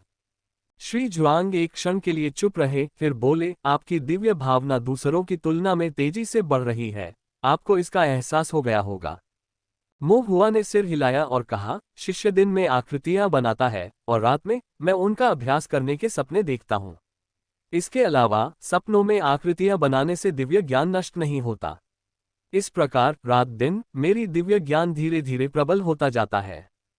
उन्होंने ताओवादी स्तंभ का उल्लेख नहीं किया, लेकिन बाकी सब कुछ सच था। मोहुआ को यह निश्चित नहीं था कि उसकी दिव्य अनुभूति में वृद्धि ताओवादी स्तंभ के कारण थी या केवल इसलिए कि वह लगातार आकृतियां बना रहा था। तो मोहुआ ने पूछा, सज्जन, क्या ये सच है कि जब तक कोई व्यक्ति संरचनाएं बनाता रहता है तब तक उसकी दिव्य भावना मजबूत हो सकती है? श्री जुआंग अवाक रह गए। आकृतियां बनाना निरंतर दिव्य इंद्रियों को लीन करता है और साथ ही चेतना के सागर को भी निरंतर संयमित करता है। समय के साथ स्वाभाविक रूप से दिव्य इंद्रियां भी प्रबल होती जाएंगी, लेकिन ताओ साधना जगत की सामान्य प्रथाओं के अनुसार व्यक्ति को पहले दिव्य ज्ञान में सुधार करना चाहिए और फिर संरचनाएं सीखनी चाहिए। क्योंकि दिव्य ज्ञान को बढ़ाने के लिए ड्राइंग संरचनाओं पर निर्भर रहना एक अत्यंत धीमी प्रक्रिया है और इससे दिव्य ज्ञान के समाप्त होने और चेतना के सागर को क्षति पहुंचने का खतरा रहता है, जिसके परिणामस्वरूप अपूरणीय परिणाम सामने आते हैं। इसलिए बहुत कम साधक दिव्य अनुभूति को बढ़ाने के लिए आकृतियों के निर्माण के बारे में सोचते हैं। ये सबसे अपरिष्कृत और सबसे धीमी विधि है जिसमें बहुत जोखिम भी है। मिस्टर जुआंग को लगा कि बात बस इतनी सी ही नहीं है, इसलिए उन्होंने मोहुआ को थोड़ी उलझन से देखा।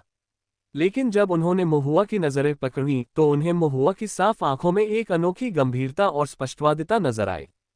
श्रीमान जुआंग ने कई शिष्यों को पढ़ाया था, उनकी आंखों में सम्मान, भय और विवेकपूर्ण विचार भी देखे थे, लेकिन उन्होंने ऐसी ईमानदार आंखें पहले कभी नहीं देखी थी। उन्होंने हंसते हुए कहा, बहुत बढ़िया। क्या आप ध्यान तकनीक के बारे में जानते हैं?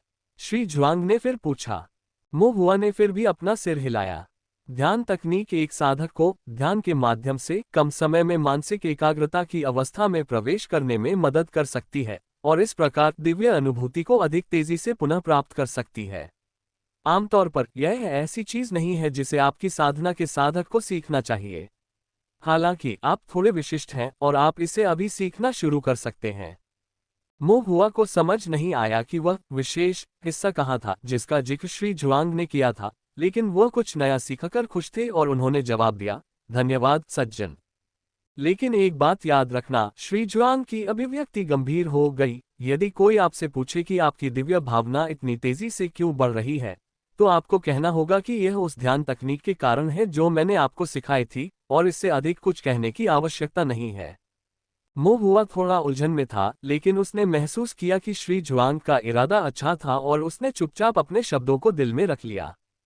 श्री जुआंग ने सिर हिलाया और अपनी आस्तीन से एक पतली पुस्तिका निकाली जिस पर 3 अक्षर लिखे थे, ध्यान तकनीक। पुस्तिका की विषय वस्तु बहुत सरल थी, मानसिक एकाग्रता और श्वास नियमन के लिए कुछ चिंतन मानचित्र तथा मानसिक विधियों पर कुछ पृष्ठों पर नोट्स, जिसमें बताया गया था कि श्वास को कैसे नियंत्रित किया जाए, श्वास को कैसे रोका जाए, मानसिक एकाग्रता में कैसे प्रवेश किया जाए तथा ध्यान की उस अवस्था में प्रवेश करने के लिए विकर्षणों को कैसे दूर किया जाए जहां स्वयं और बाह्य संसार दोनों को भुला दिया जाए।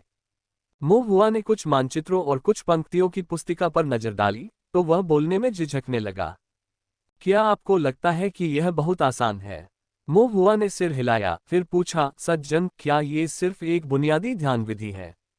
नहीं, श्री जुआंग ने इनकार किया। ध्यान विधि की सभी अंतर्दृष्टि और साधना विधियां इस छोटी पुस्तिका में समाहित हैं। मो हुआ की उलझन को देखकर श्री जुआंग ने आगे बताया, ध्यान विधि सरल है। जब आप इसे सरल कहते हैं तो ये सरल है, और फिर भी जब इसे कठिन माना जाता है तो यह अत्यंत कठिन है। सरलता इस तथ्य में निहित है कि इस मंत्र के सभी मुख्य बिंदु इस मानचित्र और अंतर्दृष्टि के इन कुछ पृष्ठों में एक नज़र में स्पष्ट हैं। कठिनाई मानवीय विचारों की मायावी प्रकृति में निहित है। इसका अर्थ मानसिक एकाग्रता में प्रवेश करना या जब चाहे स्वयं और संसार दोनों को भूल जाना नहीं है। मो हुआ ने विचारमग्न होकर श्री जुआंग की बात सुनी। उदाहरण के लिए असंख्य सांसारिक इच्छाओं को ही लीजिए। बहुत से लोग मौखिक रूप से तो इनसे विरक्ति का दावा कर सकते हैं, लेकिन कितने लोग अपने हृदय में सचमुच इन्हें त्याग पाते हैं? कुछ सिद्धांत सरल प्रतीत होते हैं, जो समझते हैं वे उन्हें तुरंत समझ लेते हैं, जबकि जो नहीं समझते वे जीवन भर उलझन में रह सकते हैं। अक्सर जो भ्रमित होते हैं वे फिर भी मानते हैं कि वे समझ गए हैं। यही बात इस ध्यान विधि पर भी लागू होती है। अगर आप सचमुच मानसिक एकाग्रता में उतर सकते हैं और विकर्षणों को दूर भगा सकते हैं, तो स्वाभाविक रूप से आप जल्दी सीख जाएंगे। हालांकि अगर आपका मन भारी विचारों से बोझिल है और विकर्षणों से घिरा हुआ है, तो आप चाहे जैसे भी सीखें, आप इसे समझ नहीं पाएंगे। अचानक ज्ञान प्राप्त करते हुए मो हुआ ने भौहें चढ़ाईं और कहा, तो अगर मैं विकर्षणों को दूर नहीं कर सकता, तो क्या इसका मतलब है कि मैं इसे सीखने में सक्षम नहीं होऊंगा? श्री जुआंग मुस्कुराए, यह उतना मुश्किल नहीं है जितना आप सोचते हैं। मैं कई वर्षों से इस ध्यान विधि का उपयोग कर रहा हूं और मानसिक एकाग्रता में प्रवेश करने के सबसे सरल सार को सिर्फ एक वाक्य में ही व्यक्त कर पाया हूं। अपने हृदय को प्रकृति का अनुसरण करने दो, स्वयं को धोखा दिए बिना। दिल को प्रकृति का अनुसरण करना चाहिए, खुद को धोखा दिए बिना, मो हुआ ने चुपचाप खुद से दोहराया। दुनिया में सभी चीजें वैसी ही हैं जैसी वे हैं। इसमें आपके अपने विचार भी शामिल हैं, चाहे वे बेचैन हो या शांत, क्रूर हो या उदास, ईमानदार हो या नीच, उन सभी को बिना किसी आत्म प्रवंचना के स्पष्ट रूप से स्वीकार करें।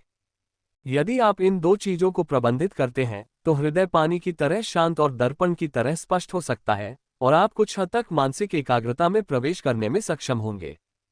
कुछ अंतर्दृष्टि प्राप्त करने के बाद मो हुआ ने ध्यान विधि को पलटना शुरू किया। थोड़ी देर बाद उसकी जिज्ञासा बढ़ी और उसने पूछा, सज्जन, क्या उच्च स्तर पर महारत हासिल करने पर ध्यान विधि का कोई विशेष उपयोग है? बिल्कुल नहीं। ध्यान विधि शुरू से अंत तक आपको केवल मानसिक एकाग्रता में प्रवेश करने और अपनी दिव्य भावना को पुनः प्राप्त करने में सक्षम बनाती है। उच्च स्तर तक महारत हासिल करने पर भी ये केवल मानसिक एकाग्रता और दिव्य भावना के पुनर्जीवन तक तेजी से पहुंचने में मदद करती है। इसके अलावा जितना अधिक आप इसका अभ्यास करेंगे, जरूरी नहीं कि आप इसमें बेहतर होते जाएं। मो हुआ ने स्तब्ध होकर कहा, क्या अधिक अभ्यास से यह और भी बदतर हो जाता है? श्री जुआंग ने मो हुआ को गहरी नजर से देखा। अभी तुम बच्चे ही हो, तुम्हारे विचार और इंद्रियां सरल हैं, और तुम पर ज्यादा ध्यान भटकाने वाली चीजें नहीं हैं। शायद तुम जल्दी ही मानसिक एकाग्रता में प्रवेश कर सको, लेकिन जब तुम बड़े हो जाओगे और दुनिया की अनगिनत चीजें देख लोगे और कई तरह की ध्यान भटकाने वाली चीजों और सांसारिक इच्छाओं से घिरे रहोगे, तो मानसिक एकाग्रता में प्रवेश करना इतना आसान नहीं होगा। मो हुआ को अचानक एहसास हुआ। फिर उसने सोचा कि उसके अपने अनुभव सीमित नहीं थे, क्योंकि उसके पास एक और जीवन की यादें थीं। लेकिन सोचने पर उसने सोचा कि पिछले जन्म में वह 20 साल का था और उसके पास ज्यादा अनुभव नहीं था, और इस जन्म में उसके पास सिर्फ 10 साल थे। दोनों जन्मों को मिलाकर भी उसकी उम्र श्री जुआंग से बहुत कम थी, और उसके अनुभवों और अंतर्दृष्टि की तुलना नहीं की जा सकती थी। उससे बच्चा कहना गलत नहीं था। पुनः उत्सुक होकर मो हुआ ने पूछा, तो फिर सज्जन, आपकी ध्यान पद्धति अब अतीत की तुलना में कैसी है? श्री जुआंग ने एक पल सोचा और कहा, जब मैं लगभग 10 साल का था, तब मैंने निर्माण के विभिन्न सिद्धांतों को याद कर लिया था, और एक ही कक्षा में मैंने निर्माणों में लगभग महारत हासिल कर ली थी। फिर मैंने ध्यान विधि सीखना शुरू किया। शुरुआत में मैंने तेजी से सीखा, और फिर युवावस्था में जैसे जैसे मैंने अभ्यास किया, मेरी सीख बेहतर होती गई। अक्सर ड्राइंग निर्माण पूरा करने के बाद एक कप चाय पीने जितना ध्यान का एक सत्र मेरी आध्यात्मिक ऊर्जा को पुनः प्राप्त करने के लिए पर्याप्त होता था। जब मैं युवा और उतावला था, मेरा मन अशांत था, इसलिए ध्यान विधि में मेरी प्रगति रुक गई। बाद में जीवन के उतार चढ़ाव और अशांत हृदय का सामना करते हुए मैं शायद ही कभी अपने मन को शांत कर पाया, और ध्यान विधि में मेरी दक्षता बढ़ने के बजाय कम होती गई। freewebnovel.com। अब चूंकि मैं कई चीजों के प्रति उदासीन हो गया हूं, इसलिए मुझे अब इस ध्यान विधि की आवश्यकता नहीं है। मिस्टर जुआंग कुछ भावुक हो गए, और जब उन्हें होश आया तो उन्हें एहसास हुआ कि उन्होंने अनजाने में बहुत कुछ कह दिया था। मोहुआ को अभी भी उत्सुकता से कहानी सुनते देखकर उन्होंने मोहुआ के माथे पर थपथपाया और कहा, अच्छी तरह सीखो। ओह! मोहुआ ने फिर अपने विचारों को इकट्ठा किया, अपने मन को शांत किया, और धीरे धीरे ध्यान विधि का अध्ययन करना शुरू कर दिया। ध्यान विधि का मुख्य बिंदु भटके हुए विचारों को दूर करना, मन को स्पष्ट और निर्बाध बनाना तथा आत्म विस्मृति की स्थिति में प्रवेश करना है। ध्यान विधि में वर्णित विधियों का पालन करते हुए मोहुआ ने शांतिपूर्वक ध्यान किया, कुछ भी विचार नहीं किया, और धीरे धीरे मानसिक एकाग्रता की स्थिति में प्रवेश किया। मानसिक एकाग्रता की अवस्था में प्रवेश करने के बाद उसे सचमुच अपने पूरे शरीर में एक सुकून का एहसास हुआ, मानो उसने सारी शारीरिक बाधाओं को तोड़ दिया हो। उसका मन अचानक खुल गया और विस्तृत हो गया। ड्राइंग फॉर्मेशन के दौरान जो दिव्य संवेदना व्यय हुई थी, वह धीरे धीरे वापस आ रही थी और पहले से कहीं ज्यादा तेज गति से पुनः स्थापित हो रही थी। हालांकि मोहुआ की मानसिक एकाग्रता की स्थिति बहुत उथली थी, और एक कप चाय पीने में लगने वाले समय से भी कम समय में उसके विचार थोड़े भटक गए और वह मानसिक एकाग्रता की स्थिति से बाहर आ गया। श्री जुआंग, जो अपनी आंखें बंद करके आराम कर रहे थे, ने यह देखकर अपनी आंखें खोली और कहा, पहले प्रयास में एकाग्रता के इस स्तर तक पहुंचना काफी अच्छा है। भविष्य में ड्राइंग फॉर्मेशन के बाद जब आप इसमें निपुण हो जाएंगे तो आपको बस ध्यान लगाना होगा और एकाग्रता में प्रवेश करना होगा, और परिणाम स्वाभाविक रूप से कहीं अधिक प्रभावी होंगे। धन्यवाद सज्जन। मोहुआ बहुत खुश था। इससे पहले वह केवल अपने चेतना सागर के भीतर स्थित स्तंभ पर ही निर्माण का अभ्यास कर सकता था। दिन के दौरान अभ्यास में उसकी प्रगति धीमी थी। अब जब उसने ध्यान करना सीख लिया था तो उसकी दिव्य इंद्रिय शीघ्र ही पुनः जागृत हो सकती थी। हालांकि उसकी नींव सांसारिक परिवार के उन शिष्यों के बराबर नहीं थी, फिर भी परिश्रम से वह अपनी प्रतिभा की कमी को पूरा कर सकता था, और भविष्य में वह दूसरों से उतना बुरा नहीं होगा। विचार बदलते हुए मोहुआ ने फिर पूछा, सज्जन, अब मैं ध्यान विधि को समझ गया हूँ, लेकिन आपने पहले जिस विजुअलाइजेशन नियम का उल्लेख किया था उसके बारे में क्या? श्री जुआंग बांस की कुर्सी पर आराम से लेट गए और बोले, अंदाजा लगाओ, विजुअलाइजेशन नियम का उपयोग किस लिए किया जाता है? कुछ देर सोचने के बाद मोहुआ ने कहा, ध्यान विधि का उपयोग दिव्य भावना को पुनः प्राप्त करने के लिए किया जाता है। तो क्या दृश्यीकरण विधि का उपयोग दिव्य भावना को बढ़ाने के लिए किया जाता है? सही कहा। श्री जुआंग ने सिर हिलाया। साधना जगत में दिव्य ज्ञान के विकास के लिए कोई साधना तकनीक नहीं है, इसलिए प्राचीन काल के महान साधकों ने दिव्य ज्ञान को मजबूत करने के लिए दृश्यावलोकन के नियम का आविष्कार किया। क्या विजुअलाइजेशन कानून कल्टीवेशन तकनीक से अलग है? श्री जुआंग ने कहा, मानसीकरण नियम एक सरलीकृत अस्थिर विधि है जो दिव्य बोध को बढ़ा सकती है, लेकिन ये दिव्य बोध को विकसित करने की साधना तकनीक नहीं है। आध्यात्मिक शक्ति को देखा और जाना जा सकता है, आध्यात्मिक कलाकृतियों को प्रेरित कर सकती है, ताओवादी कौशलों में इसका उपयोग किया जा सकता है, और इसके अनुसरण के लिए मार्ग हैं, लेकिन दिव्य ज्ञान अलग है। किसी व्यक्ति के चेतना सागर में दिव्य ज्ञान के संचालन की दिशा का पता लगाने के लिए कोई मार्ग नहीं है। इसलिए कोई स्थिर विधि नहीं है जो दिव्य ज्ञान को विकसित कर सके। दिव्य बोध को शीघ्रता से बढ़ाने का एकमात्र तरीका अवलोकन है।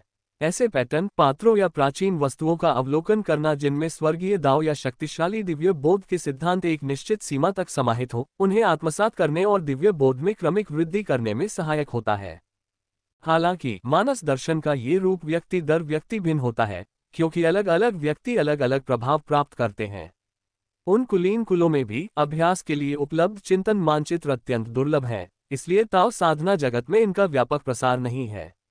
साधना तकनीकों के विपरीत इन्हें साधना की एक स्थिर पद्धति के रूप में प्रचारित नहीं किया जा सकता। विजुअलाइजेशन कानून, मोहुआ ने धीरे से कहा। श्री जुआंग एक क्षण के लिए हिचकिचाए, उनकी अभिव्यक्ति कुछ गंभीर हो गई जब उन्होंने कहा, यद्यपि दृश्यीकरण नियम दिव्य अनुभूति को बढ़ा सकता है, लेकिन बेहतर होगा कि आप इसका प्रयोग न करें, और यदि आप करते भी हैं तो अधिक पढ़ें और इस पर पूरी तरह निर्भर न होने के लिए सावधान रहें। मोहुआ ने असमंजस में पूछा, क्या ऐसा इसलिए है कि मेरी प्रतिभा पर्याप्त नहीं है, इसलिए मुझे प्रतिक्रिया झेलनी पड़ेगी? श्री जुआंग ने सिर हिलाया, इसका प्रतिभा से कोई लेना देना नहीं है। चिंतन मानचित्र किसी और की दिव्य भावना और स्वर्गीय ताओ की उनकी समझ को दर्शाता है। दूसरे शब्दों में, जो कल्पना की जाती है वह किसी और का ताओ है, या शायद किसी गैर मानव का ताओ।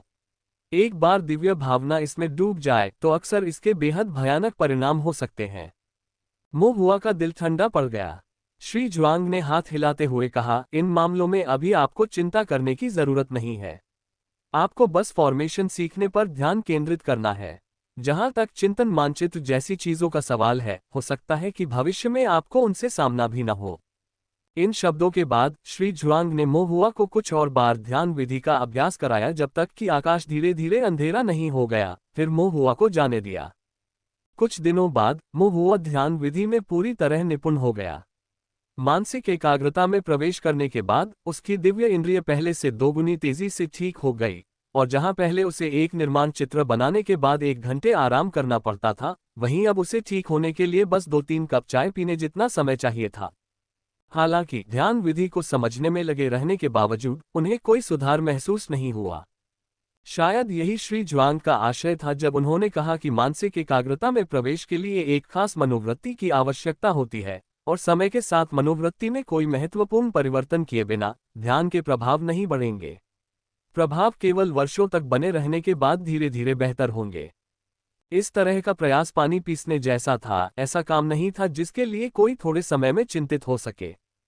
ध्यान विधि के कारण मो हुआ प्रतिदिन अधिक संरचनाओं को चित्रित करने में सक्षम हो गया, तथा उसकी दिव्य भावना के विकास की गति भी बढ़ गई।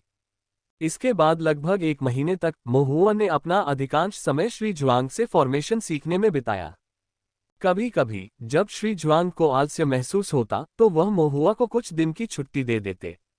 मो हुआ ने फेटेड गैदरिंग का दौरा करने का अवसर लिया, जहां उन्होंने मैनेजर मो को पाया और उन्हें बताया कि वे अपने गुरु के साथ मिलकर फॉर्मेशन का अध्ययन करेंगे और अब उनके पास फेटेड गैदरिंग को फॉर्मेशन पेंटिंग में मदद करने का समय नहीं होगा।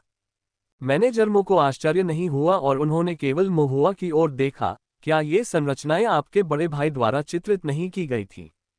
मो हुआ ने अपना सिर खुजलाया और हंस दिया। आह भरते हुए मैनेजर मो ने मो हुआ की ओर देखा और कहा, मैंने तुम्हारे जितना प्रतिभाशाली बच्चा कभी नहीं देखा। चाहे कुछ भी हो, मन लगाकर पढ़ाई करो। बिल्कुल मैनेजर मो थोड़ा रुक गए, थोड़ा शर्मिंदा लग रहे थे, लेकिन फिर भी फुसफुसाए, बाद में अगर कभी खांसी, मेरा मतलब है अगर कभी मुझे आपसे कुछ पूछना हो, अगर यह आपके लिए सुविधाजनक हो तो आपको मेरी मदद करनी होगी, ठीक है? चिंता मत करो मैनेजर, हमारे रिश्ते को देखते हुए ये संभालना आसान है। मो हुआ ने आत्मविश्वास से उसकी छाती थपथपाई। मैनेजर मो ने हंसते हुए कहा, आप में आत्मविश्वास की कमी नहीं है, लेकिन उनके चेहरे पर स्पष्ट रूप से खुशी थी। मो हुआ ने एक पल सोचा और फिर पूछा, क्या आप जानते हैं कि प्रशिक्षक यान कहाँ गए हैं? मैनेजर मो चुप हो गए और फिर आह भरते हुए बोले, यह उनका निजी मामला है, संप्रदाय से जुड़ा है और मुझे आपको बताना उचित नहीं है। जब आप बड़े हो जाएंगे और जानना चाहेंगे तब मैं आपको बताऊंगा। मो हुआ ने चुपचाप अपना सिर हिलाया। दाहू और उसके 2 मित्रों के संप्रदाय छोड़ने के बाद उनके पास अधिक समय था। जब उनके पास करने को कुछ नहीं होता तो वे मो हुआ के साथ खेलने आ जाते। कभी कभी जब रेस्टोरेंट में बहुत भीड़ होती तो वे मदद करते और फिर गर्मागर्म बीफ नूडल्स का एक कटोरा खा लेते। लियू रुहुआ उन्हें कुछ और खाने की चीजें घर ले जाने की भी इजाजत देती। कभी कभी जब मो शान घर पर होता था तो वह उन्हें मार्शल दाव में कुछ सुझाव देता था। साधकों का दाव मंत्र और मार्शल आर्ट में विभाजित है। आध्यात्मिक साधक मंत्रों का अभ्यास करते हैं, जबकि शारीरिक साधक मार्शल आर्ट का अभ्यास करते हैं। मार्शल दाव भौतिक शरीर की क्षमता को सक्रिय करने के लिए आध्यात्मिक शक्ति का उपयोग करता है, जिससे वह अत्यधिक शक्ति के साथ प्रस्फुटित होता है। साथ ही आध्यात्मिक शक्ति में निहित गुण भी प्रकट होते हैं, जिससे वह शत्रु के साथ निकट युद्ध में संलग्न हो जाता है। उदाहरण के लिए मो शान की पसंदीदा मुक्केबाजी पद्धति फायरी फ्लेमिंग फिस्ट अपने तेज और शक्तिशाली मुक्कों के साथ अविश्वसनीय रूप से शक्तिशाली थी, जो लाल अग्नि तत्व आध्यात्मिक शक्ति में लिपटी हुई थी। मो शान के शरीर सुधार के बाद दाहू और अन्य लोगों ने अपने मुक्कों का जोरदार अभ्यास किया, जिससे मो हुआ ईर्ष्या से देखने लगा। दुर्भाग्य से मो हुआ में शरीर शोधन की कोई प्रतिभा नहीं थी और वह इनमें से कोई भी मार्शल दाव तकनीक नहीं सीख सका। अगर वह भविष्य में कुछ आक्रामक कौशल सीखना भी चाहे तो उसे संभवतः एक आध्यात्मिक साधक का मार्ग अपनाना होगा और कुछ मंत्र सीखने होंगे। मंत्रों को दिव्य इंद्रियों के साथ आध्यात्मिक शक्ति को नियंत्रित करके संघनित किया जाता है, जिससे लंबी दूरी के हमले किए जा सकते हैं और इसके लिए निकट युद्ध की आवश्यकता नहीं होती। दाहू और उसके दोस्त अपनी शिक्षा के प्रति बहुत गंभीर थे। वे सभी लगभग क्यूई शोधन के छठे स्तर पर थे और एक बार जब वे छठे स्तर पर पहुंच गए तो वे बिग ब्लैक माउंटेन में प्रवेश करेंगे और मॉन्स्टर हंटर्स बन जाएंगे। बड़ा काला पहाड़ खतरनाक था और राक्षस जानवर खूंखार थे। अगर किसी के कौशल में पर्याप्त सुधार न हो तो राक्षसों का शिकार करने के लिए पहाड़ में जाने का मतलब बचने की बहुत कम संभावना थी, इसलिए वे जरा भी ढिलाई नहीं बरतते थे। फैटेड गैदरिंग का कारोबार हर गुजरते दिन के साथ बेहतर होता जा रहा था। समय और अच्छी प्रतिष्ठा के साथ बेक स्ट्रीट के उत्तरी हिस्से के कुछ ज्यादा अमीर किसान भी सिर्फ एक प्लेट बीफ और एक प्याला किण्वित चावल की शराब के लिए पूरे अमर शहर से होते हुए उत्तर से दक्षिण की ओर यात्रा करने लगे। संपूर्ण अमर शहर में यह एकमात्र स्थान था जहां केवल 2 स्पिरिट पत्थरों के बदले मांस का आनंद लिया जा सकता था, और पूरे बिग ब्लैक माउंटेन राज्य की सीमा के भीतर यह एकमात्र भोजनालय था जहां कोई भी इतने स्वादिष्ट राक्षस जानवर के गोमांस का स्वाद ले सकता था। व्यवसाय फल फूल रहा था, लेकिन लियू रुहुआ अकेले काम चलाने में बहुत व्यस्त थी, इसलिए उन्होंने मदद के लिए 2 आंटियों को काम पर रख लिया। दोनों महिलाएं गरीब परिवारों से थीं, जिनके पति राक्षसों के शिकार में विकलांग हो गए थे और अपनी जीविका चलाने में असमर्थ थे। निचले तबके के किसान मेहनती थे। दोनों चाची और जियांग युन ने भोजनालय को व्यवस्थित ढंग से चलाया। जियांग युन ने भोजनालय में लगन से काम किया और जीवन धीरे धीरे आरामदायक होता गया। उसके पति का स्वास्थ्य भी सुधर रहा था, वह अब कुछ साधारण शारीरिक काम भी कर पा रहा था और वह अब पहले जैसी शर्मीली और विवश नहीं रही। मो शान के दंपति को धन्यवाद देने के लिए जियांग युन ने धन्यवाद उपहार के रूप में विभिन्न प्रकार की पेस्ट्री बनाने में समय बिताया। माना जाता है कि उसने ये पेस्ट्री अपनी मां से सीखी थी। जब वह छोटी थीं, तब उनका परिवार पेस्ट्री की दुकान चलाता था, लेकिन भाग्य के एक मोड़ के कारण उन्होंने अपनी संपत्ति खो दी और अब दुकान को चालू नहीं रख सकते थे। हालांकि पाककला का कौशल उन्हें विरासत में मिला था। जियांग युन की पेस्ट्री साधारण सामग्री से बनी थी, लेकिन खाने में स्वादिष्ट थी, इसलिए लियू रुहुआ ने उसे भोजनालय में बेचने के लिए अधिक पेस्ट्री बनाने की अनुमति दी, जिससे उसे घर चलाने के लिए कुछ अतिरिक्त स्पिरिट स्टोन अर्जित करने का मौका मिला। अपने खाली समय में लियू रुहुआ ने जियांग युन से पेस्ट्री बनाना भी सीखा। मोहुआ जो पेस्ट्री ओल्ड कुई में लाया था, उनमें से कुछ उसने उससे सीखी थी। इसके अलावा जियांग युन को पाइन नट्स को भूनना भी आता था। टोंगशियान शहर के बाहर पहाड़ों में सभी प्रकार के देवदार के पेड़ थे और देवदार के नट बहुतायत में थे, लेकिन पेट भरने वाले नहीं थे, इसलिए कोई भी उन्हें नहीं चाहता था। जब जियांग युन कभी कभार जंगली सब्जियां इकट्ठा करने पहाड़ पर जाती थीं, तो वह कुछ पाइन नट्स साथ लाती थीं। तवे पर भूनने पर पाइन नट्स सुगंधित और कुरकुरे होते थे। खाने की दुकान में रखे जाने पर ग्राहक इन्हें या तो अपने पे के साथ या चाय के साथ नाश्ते के रूप में खाते थे और ये बहुत स्वादिष्ट होते थे। जैसा कि पता चला, जिस व्यक्ति को पाइन नट्स सबसे ज्यादा पसंद थे, वह वास्तव में ओल्ड कुई थे। मोहुआ एक बार ओल्ड कुई के लिए खाने के लिए कुछ पेस्ट्री लाया और उसके लिए मुट्ठी भर पाइन नट्स भी ले आया। मोहुआ के साथ पंचतत्व शतरंज का खेल खेलते हुए बूढ़ी कुई चील के नट तोड़ रही थी। चील के नट तोड़ने की कर्कश आवाज सुनकर और उसकी अनोखी सुगंध को सूंघकर बूढ़ी कुई बहुत सुकून महसूस कर रही थी। थोड़ी देर बाद शतरंज का खेल खत्म नहीं हुआ, बल्कि बूढ़ी कुई के सारे पाइन नट्स खत्म हो गए। बूढ़े कुई का पहले से ही औसत दर्जे का शतरंज कौशल स्पष्ट रूप से कमजोर हो गया था। उसके भावशून्य चेहरे के बावजूद मोहुआ को उसके चेहरे पर कुछ हद तक हार का एहसास हो रहा था। जब मोहुआ जा रहा था, उसने बूढ़े कुई से कहा, दादाजी गुई, अगली बार जब मैं आऊंगा तो आपके लिए कुछ और पाइन नट्स लाऊंगा। बूढ़ी कुई ने सहमति में सिर हिलाया। जब मोहुआ जा रहा था तो आमतौर पर चुप रहने वाले ओल्ड कुई ने भी चेतावनी दी, सड़क पर सावधान रहना। यह अनिश्चित था कि वह मोहुआ के बारे में चिंतित था या पाइन नट्स के बारे में। इसके बाद मोहुआ का जीवन धीरे धीरे इस तरह स्थिर हो गया। अमर नगरी के हजारों प्रकाशों के बीच सुख दुख, मिठास और कड़वाहट के मिश्रण के साथ सभी साधक जीवित रहने के लिए प्रयासरत थे। मोहुआ भी इन्हीं प्रकाशों में से एक था, जो लगन से साधना कर रहा था और रचना के चित्र बना रहा था। 1 महीने से अधिक समय तक इसी तरह समय बीतता रहा। मो हुआ ने हमेशा की तरह श्री जुआंग से संरचना सारणी सीखना जारी रखा। प्रतिदिन संरचना आरेखों का अध्ययन किया, संरचनाओं को चित्रित करने का अभ्यास किया और ध्यान के माध्यम से दिव्य भावना को पुनर्स्थापित किया। उनके दिन स्थिर पानी की तरह शांत थे, बिना किसी लहर के। हालांकि मो हुआ की दिव्य अनुभूति और उसके निर्माण कौशल की नींव धीरे धीरे मजबूत होती जा रही थी। निर्माण के सिद्धांतों की उसकी समझ गहरी होती जा रही थी। 6 निर्माण पैटर्नों का कई बार अध्ययन करने और कुछ और अभ्यास करने के बाद वह उन्हें समझ पाया। इस चमकदार और धूप भरी सुबह ठंडी पहाड़ी हवा के साथ मो हुआ हमेशा की तरह संरचनाओं का अध्ययन करने के लिए श्री जुआंग के पास गया, लेकिन दरवाजे पर उसे कई अपरिचित साधकों का सामना करना पड़ा, जिन्हें उसने पहले कभी नहीं देखा था। भुलक्कड़ निवास की ओर जाने वाले पहाड़ी रास्ते के नीचे 3 किसान खड़े थे। 3 किसानों में से 2 बच्चे आगे खड़े थे, उनके पीछे एक घूंघट वाली महिला थी। दोनों बच्चे, एक लड़का और एक लड़की, मो हुआ से थोड़े बड़े लग रहे थे, चमकीले और आलीशान कपड़े पहने हुए थे जो ऊंचे दर्जे का लग रहा था। इस समय वे द्वार के सामने सीढ़ियों पर आदरपूर्वक खड़े थे और पहाड़ की ओर झुक रहे थे। लड़का बहुत सुंदर था, उसकी आंखें चमक रही थीं। लड़की बहुत सुंदर थी, उसका रंग सूर्य की रोशनी में बर्फ से भी अधिक सफेद और साफ था।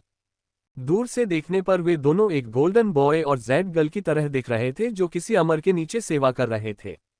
दोनों बच्चों के पीछे घूंघट ओढ़े एक लंबी औरत खड़ी थी, जिसका चेहरा साफ नहीं था।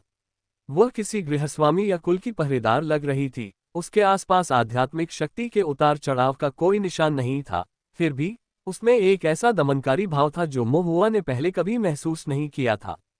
ऐसा लग रहा है जैसे वे कुलीन कुलों के शिष्य हैं जो श्री जुआंग से शिक्षा लेने आए हैं। मो हुआ ने गुप्त रूप से अटकलें लगाईं, लेकिन ऐसे मामलों का निर्णय स्पष्ट रूप से श्री जुआंग को करना था और उनसे उन्हें कोई सरोकार नहीं था। मो हुआ को केवल श्री जुआंग से अच्छी तरह से प्रशिक्षण सीखने की जरूरत थी। आखिरकार वह केवल एक पंजीकृत शिष्य था और वह नहीं जानता था कि श्री जुआंग उसे कब तक सिखाएंगे। मो हुआ अकेले ही पहाड़ पर चढ़ गया और दरवाजे पर खड़े 3 लोगों ने भी उसे देख लिया। ये देखकर कि मो हुआ सादे कपड़े पहने हुए था और उसकी आध्यात्मिक शक्ति कम थी, उन्होंने उसे बस एक नजर देखा और ज्यादा ध्यान नहीं दिया।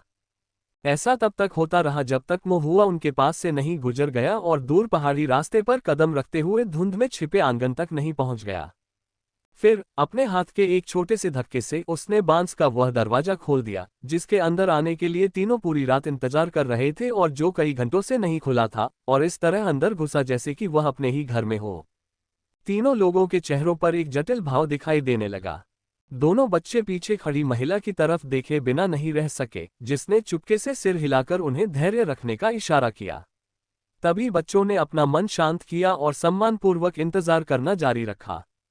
मो हुआ आंगन में दाखिल होते ही उसने अपनी बांस की टोकरी नीचे रख दी, चटनी में लिपटे हुए मांस का एक बर्तन और नाश्ते की कई प्लेटें निकाली और उन्हें आंगन में रखी छोटी सी मेज पर सजा दिया। इस तरह मिस्टर जुआंग जब भी उठते तो नज़ारे देखते हुए शराब या चाय का आनंद ले सकते थे। मो हुआ ने चुपके से भीतरी कमरे में झांका और निश्चय ही वह सज्जन अभी भी अपनी आलसी नींद का आनंद ले रहे थे। मो हुआ फिर 2 डिब्बे तले हुए पाइन नट्स लेकर ओल्ड कुई के पास गया, जो सुबह जल्दी उठ गया था और उस समय अकेले ही 5 एलिमेंट्स शतरंज खेल रहा था। उसके चेहरे पर कोई भाव नहीं था, जैसे कि वह खुश हो या ऊब गया हो। पाइन नट्स को एक तरफ रखने के बाद ओल्ड कुई ने एक को चखा और उसकी अभिव्यक्ति थोड़ी बदल गई। स्वाद अलग है, मो हुआ ने जवाब दिया। 2 अलग अलग स्वाद हैं, एक सुगंधित मुलेठी के साथ तला हुआ और दूसरा मसालेदार मसाले के साथ। मेरी माँ ने कहा कि स्वाद बदलने के लिए तुम्हें इन्हें आजमाना चाहिए। बूढ़े कुई ने हर डिब्बे से एक एक शतरंज चखा, सिर हिलाया और कहा, अभी तुम फॉर्मेशन सीखो, जब थक जाओ तो मेरे साथ शतरंज खेलना। मो हुआ अध्ययन कक्ष में भागकर उन फॉर्मेशन पुस्तकों को ढूंढने लगा जिन्हें उसने अभी तक पूरा नहीं किया था, और फिर आंगन में बड़े टिड्डे के पेड़ के पास गया। एक छोटे से लकड़ी के ठूंठ पर बैठकर छोटे पत्थर की मेज पर झुककर फॉर्मेशन का अध्ययन करने लगा। यह मेज और स्टंप विशेष रूप से ओल्ड कुई द्वारा मो हुआ के लिए बनाया गया था। फिर इसे मो के पसंदीदा स्थान पर रखा गया, जिसकी ऊंचाई भी बिल्कुल सही थी। श्री जुआंग आलसी थे, मो हुआ पर ज्यादा मांग नहीं कर रहे थे, लेकिन मो जानता था कि ऐसा अवसर दुर्लभ था और यह असंभव था कि भविष्य में उसे श्री जुआंग जैसे विशेषज्ञ से फॉर्मेशन पर मार्गदर्शन मिले। इसलिए मो हुआ ने बहुत लगन से पढ़ाई की। मो हुआ जैसे एक मुक्त साधक के लिए केवल एक पंजीकृत शिष्य होना ही एक महत्वपूर्ण अवसर था। मोह हुआ कृतज्ञता से भरा हुआ था और कभी भी ढिलाई नहीं बरतता था। निर्माण पुस्तकों का अध्ययन और निर्माण का चित्रण दोनों ही दिव्य इंद्रियों को क्षीण कर देते थे, और जब मोह हुआ कि दिव्य इंद्रियां समाप्त हो जाती तो वह पढ़ना और निर्माण का चित्रण जारी रखने से पहले ध्यान तकनीकों का उपयोग करके ठीक हो जाता। अपनी दिव्य इंद्रियों के पुनः क्षीण हो जाने पर वह पुनः स्वस्थ होने के लिए ध्यान करता। जब ये पुनः क्षीण हो जाती तो उसे ध्यान जारी नहीं रखना चाहिए। श्री ज्वांग के अनुसार संयम ही कुंजी है। यद्यपि मोह हुआ को कोई समस्या महसूस नहीं हुई, फिर भी उन्होंने श्री ज्वांग की शिक्षाओं का सख्ती से पालन किया। जब उसकी दिव्य इंद्रिय समाप्त हो जाती थी और वह किताबें नहीं पढ़ पाता था या आकृतियां नहीं बना पाता था, तो मोह हुआ ओल्ड कुई के साथ शतरंज खेलने चला जाता था। 5 एलिमेंट्स शतरंज सरल और समझने में आसान है और इसमें ज्यादा सोचने की आवश्यकता नहीं होती, इसलिए इसे खेलना आरामदायक है। मोह हुआ और ओल्ड कुई के शतरंज के कुछ खेल खेलने के बाद जब शाम होने लगी, मोह हुआ ने मिस्टर ज्वांग से विदा ली और खाली प्लेटें और खाने के डिब्बे अपने साथ लेकर वापस चला गया। जैसे ही डूबता हुआ सूरज क्षितिज के नीचे डूब गया और गोधूली का प्रकाश पहाड़ों पर छाने लगा, मोह हुआ ने श्री ज्वांग के आंगन को छोड़ दिया और देखा कि वे 3 लोग जिन्हें उसने सुबह देखा था अभी भी गेट के बाहर खड़े थे। उनका व्यवहार अभी भी सम्मानजनक था, लेकिन थकान के संकेत दिख रहे थे। यहाँ तक कि एक साधक के लिए भी पूरे दिन बिना खाए पिए खड़े रहना थोड़ा असुविधाजनक होगा, खासकर उन 2 बच्चों के लिए जो मोह हुआ से ज्यादा बड़े नहीं थे। हालांकि मोह हुआ को हस्तक्षेप करने की कोई इच्छा नहीं थी। यदि वे पूरे दिन गेट के बाहर खड़े रहे होंगे तो श्री ज्वांग को अवश्य ही इसकी जानकारी रही होगी, और वर्तमान स्थिति से स्पष्ट संकेत मिलता है कि श्री ज्वांग उनसे मिलने की इच्छा नहीं रखते थे। उनसे मिलना है या नहीं, इसका निर्णय श्री ज्वांग को करना था। उन्हें इसके बारे में अनावश्यक रूप से चिंता नहीं करनी थी। इसलिए मोह हुआ ने बस एक इशारे के तौर पर तीनों को एक औपचारिक प्रणाम किया और फिर बिना कुछ कहे अपनी टोकरी लेकर पहाड़ से नीचे चला गया। अगले दिन जब वह पहाड़ पर गया तो मोह हुआ ने पाया कि वे 3 लोग अभी भी गेट के बाहर खड़े थे। पहाड़ों में दिन तो तपते थे, लेकिन रातें ठंडी और ओस से भरी हो जाती थीं। एक दिन और एक रात खड़ी रहने के बाद भी घूंघट वाली महिला अभी भी ठीक थी, क्योंकि उसकी गहन साधना ठंड और गर्मी को झेलने के लिए पर्याप्त थी। दूसरी ओर दोनों बच्चे काफी थके हुए लग रहे थे।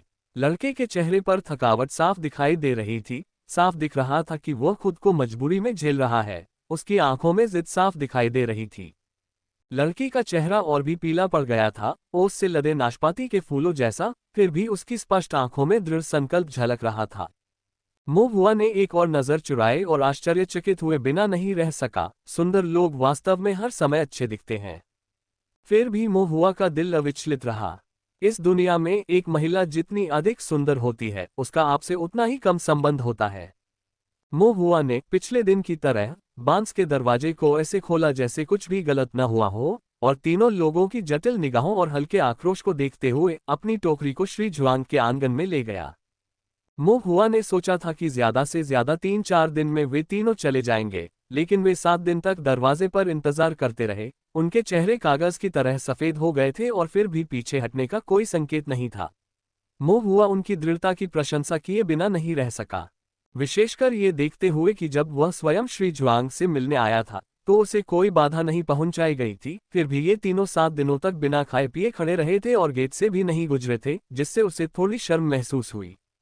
अगले दिन मोह हुआ ने फॉर्मेशन के बारे में कुछ प्रश्न तैयार किए, विशेष रूप से श्री ज्वांग से पूछने के लिए। श्री ज्वांग का व्यवहार हमेशा की तरह धैर्यपूर्वक प्रश्नों का उत्तर देने वाला था, लेकिन कभी कभी वह दरवाजे के बाहर देख लेते थे। उनकी अभिव्यक्ति रहस्यमय थी, मानो विचारों में खोए हुए हों। मोह हुआ ने पूछा, सज्जन, क्या आप गेट के बाहर लोगों से मिलना नहीं चाहते? श्री ज्वांग होश में आए। ज्यादा कुछ कहने का इरादा नहीं रखते हुए उन्होंने मोह हुआ की ओर देखते हुए कहा, पुराने परिचितों के बाद कर्मों की एक उलझन है जिसमें मैं शामिल नहीं होना चाहता, इसलिए उनसे न मिलना ही बेहतर है।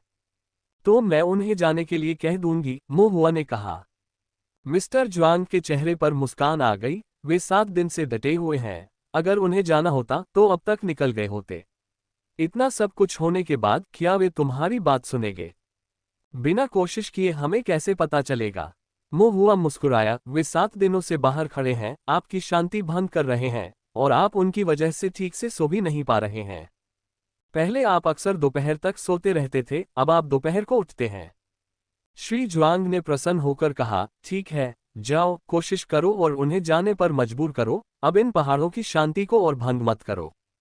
उसके बाद वे तीनों हर सुबह मिस्टर जुआंग से मिलने जाते, उनके दरवाजे के बाहर दूर से ही उन्हें प्रणाम करते और आधी चाय खत्म होने का इंतजार करते। अगर दरवाजा फिर भी कसकर बंद रहता तो वे पहाड़ से नीचे उतर जाते। मो हुआ दरअसल उन्हें बताना चाहता था, मिस्टर जुआंग को दोपहर तक सोना पसंद है।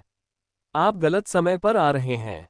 हालांकि आगे सोचने पर ऐसा लगा कि कम से कम फिलहाल तो श्री जुआंग उनसे मिलने के लिए बहुत उत्सुक नहीं थे। वे जल्दी आकर भी श्री जुआंग से नहीं मिल सकते थे, देर से आकर भी उनसे नहीं मिल सकते थे। चूंकि उनकी मुलाकात तो वैसे भी नहीं होनी थी, इसलिए उनके मिलने का समय कोई मायने नहीं रखता था। पहाड़ पर सुबह की सैर से उन्हें भोर की चमक में सराबोर पर्वतीय रंगों को देखने का मौका मिला, इसलिए यह पूरी तरह से नुकसानदेह नहीं था। मो हुआ पहाड़ पर चढ़ते हुए कभी कभी उनसे टकरा जाता था। अगर उसके पास समय होता तो वह उनका अभिवादन करता और उनसे सामान्य बातचीत करता। यद्यपि वे दोनों कुलीन परिवारों के वंशज थे और कुछ हद तक घमंडी दिखते थे, फिर भी उनसे बातचीत करना काफी आसान था।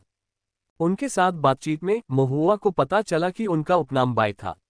वे दोनों मोहुआ से बड़े थे। सुंदर लड़के का नाम बाई जिशेंग था और लड़की चीनी मिट्टी की गुड़िया जैसी नाजुक, जिसका नाम बाई जिक्सी था।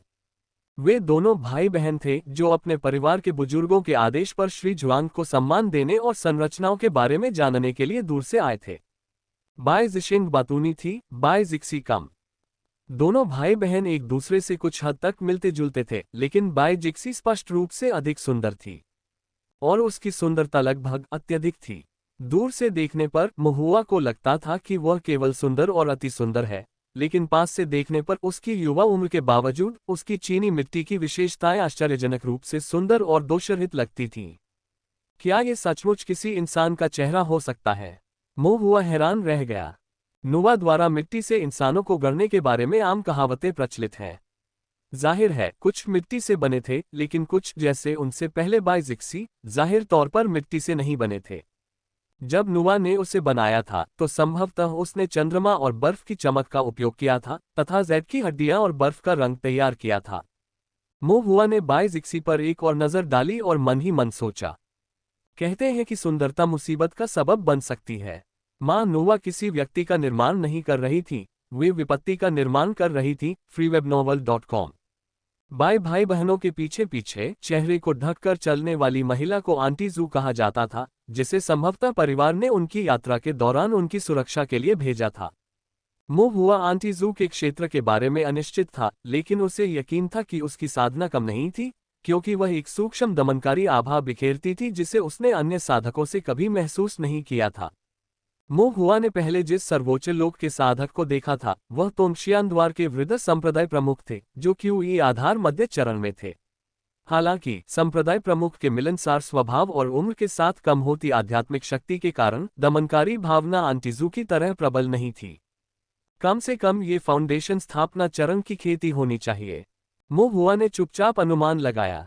एक आधार स्थापना चरण साधक को अंगरक्षक के रूप में रखना भाई बहनों की असाधारण स्थिति का संकेत था। बाई परिवार संभवतः ली राज्य के बाहर एक प्रतिष्ठित महाकुल था। ऐसे महाकुल के बारे में विशेष जानकारी के लिए मोहुआ ने बहुत ही चतुराई से पूछताछ नहीं की। कुलीन परिवार और कुल उससे बहुत दूर थे। एक मुक्त साधक के लिए आधार निर्माण साधक बनना अत्यंत कठिन था, और आधार स्थापना चरण का साधक मामूली तोंगशियान शहर में एक विशिष्ट स्थान का दावा कर सकता था। अपने जीवन काल में उसकी साधना किसी अन्य के अंगरक्षक से भी अधिक नहीं हो सकती। मोहुआ को अपना प्रारंभिक संकल्प याद आया, जो संरचनाओं के अध्ययन पर केंद्रित था तथा एक शीर्ष स्तरीय संरचना गुरु बनने की आकांक्षा रखता था, ताकि वह एक दिन ताओ साधना जगत में पैर जमा सके।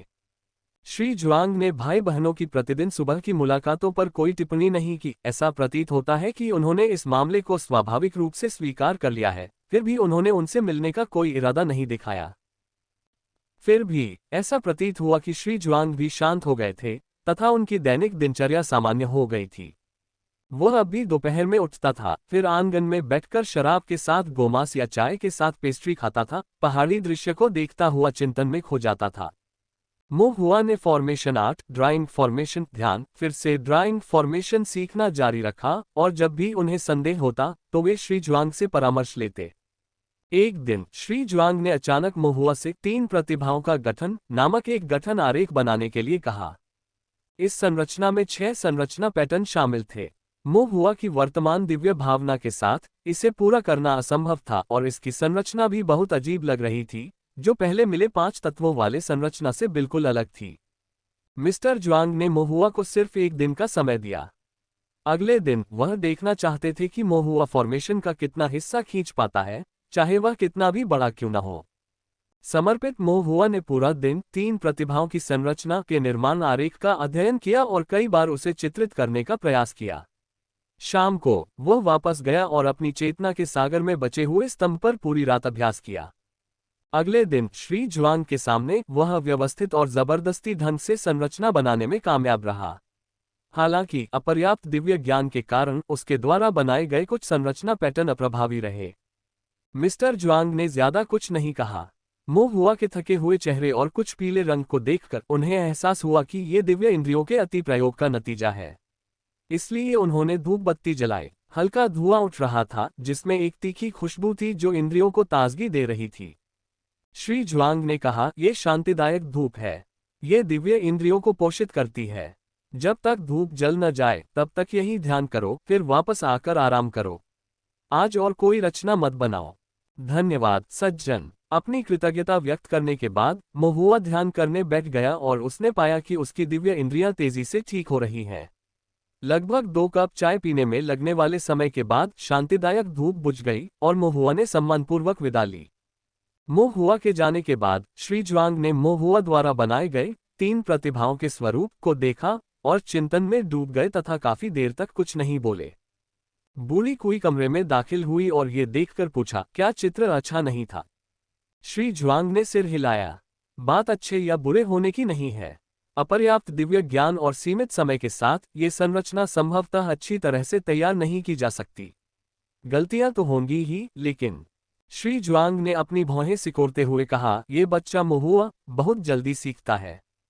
जल्दी सीखने में क्या बुराई है? न केवल जल्दी बल्कि बहुत जल्दी।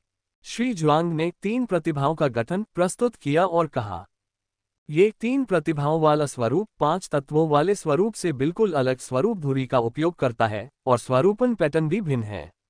मैंने उसे कल ही स्वरूपन आरेख दिया था और उसने इसे लगभग एक ही दिन में पूरी तरह सीख लिया। अगर उसकी दिव्य बोध की कमी न होती तो वह शायद इस स्वरूपन को ठोकरें खाकर ही बना पाता। श्री जुआंग की नजरें तेज हो गईं। सबसे अजीब बात तो यह है कि एक दिन के समय और महुआ की दिव्य बुद्धि से वह ज्यादा से ज्यादा 3 या 4 बार ही इसका अभ्यास कर सकता था। लेकिन उसने जो 3 प्रतिभाओं का स्वरूप बनाया था उसे देखकर लगता है कि उसका निष्पादन काफी कुशल है, जिससे पता चलता है कि उसने इसका लगभग 10 बार अभ्यास किया है। बूढ़े कुई की अभिव्यक्ति अपरिवर्तित रही, लेकिन उनका स्वर धीमा हो गया। क्या आप सुझाव दे रहे हैं कि यह बच्चा महुआ आपसे कुछ छिपा रहा है? मिस्टर जुआंग ने सिर हिलाया। मैंने उससे कभी पूछा ही नहीं, इसलिए छिपाने या न छिपाने का कोई सवाल ही नहीं उठता। लेकिन लगता है इस बच्चे को कोई और ही सौभाग्य मिला होगा। बूढ़े कुई ने आंखें हल्की सी घुमाई। ताओ साधना में लगे लोगों में से ऐसा कौन है जिसके पास अपने अवसर नहीं है? क्या तुम्हें भी अपना हिस्सा नहीं मिला? इस दुनिया में जन्म लेने वाले सभी भाग्यशाली प्राणी पहले से ही एक महान अवसर का आनंद ले रहे हैं। इन शब्दों पर श्री जुआंग सोच में पड़ गए। बूढ़े कुई ने कहा, यदि आप वास्तव में परवाह करते हैं तो उससे पूछिए। श्री जुआंग ने पूछा, उससे पूछो। बूढ़ा कुई अधीर होकर बोला, तुम्हारे जैसे लोग साफ दिमाग का दावा करते हैं, लेकिन असल में तुम बस जरूरत से ज्यादा सोचते हो। तुम हमेशा यही सोचते हो कि दूसरे भी तुम्हारे जैसे ही हैं, राज छुपाते और जमा करते रहते हैं। मैंने इस महुआ बच्चे को देखा है और वो ठीक लग रहा है। तुम बिल्कुल नहीं, जो साजिशों से भरा है, चीजों को इतने टेढ़े मेढ़े तरीके से निपटाता है। श्री जुआंग अपनी कुर्सी पर वापस लेटते हुए शांति से बोले, अगर मैं सचमुच इतना षड्यंत्रकारी होता तो मैं इस स्थिति में नहीं पहुंचता। एक ही पंख के पक्षी एक साथ रहते हैं, लोग समूह के अनुसार अलग अलग होते हैं।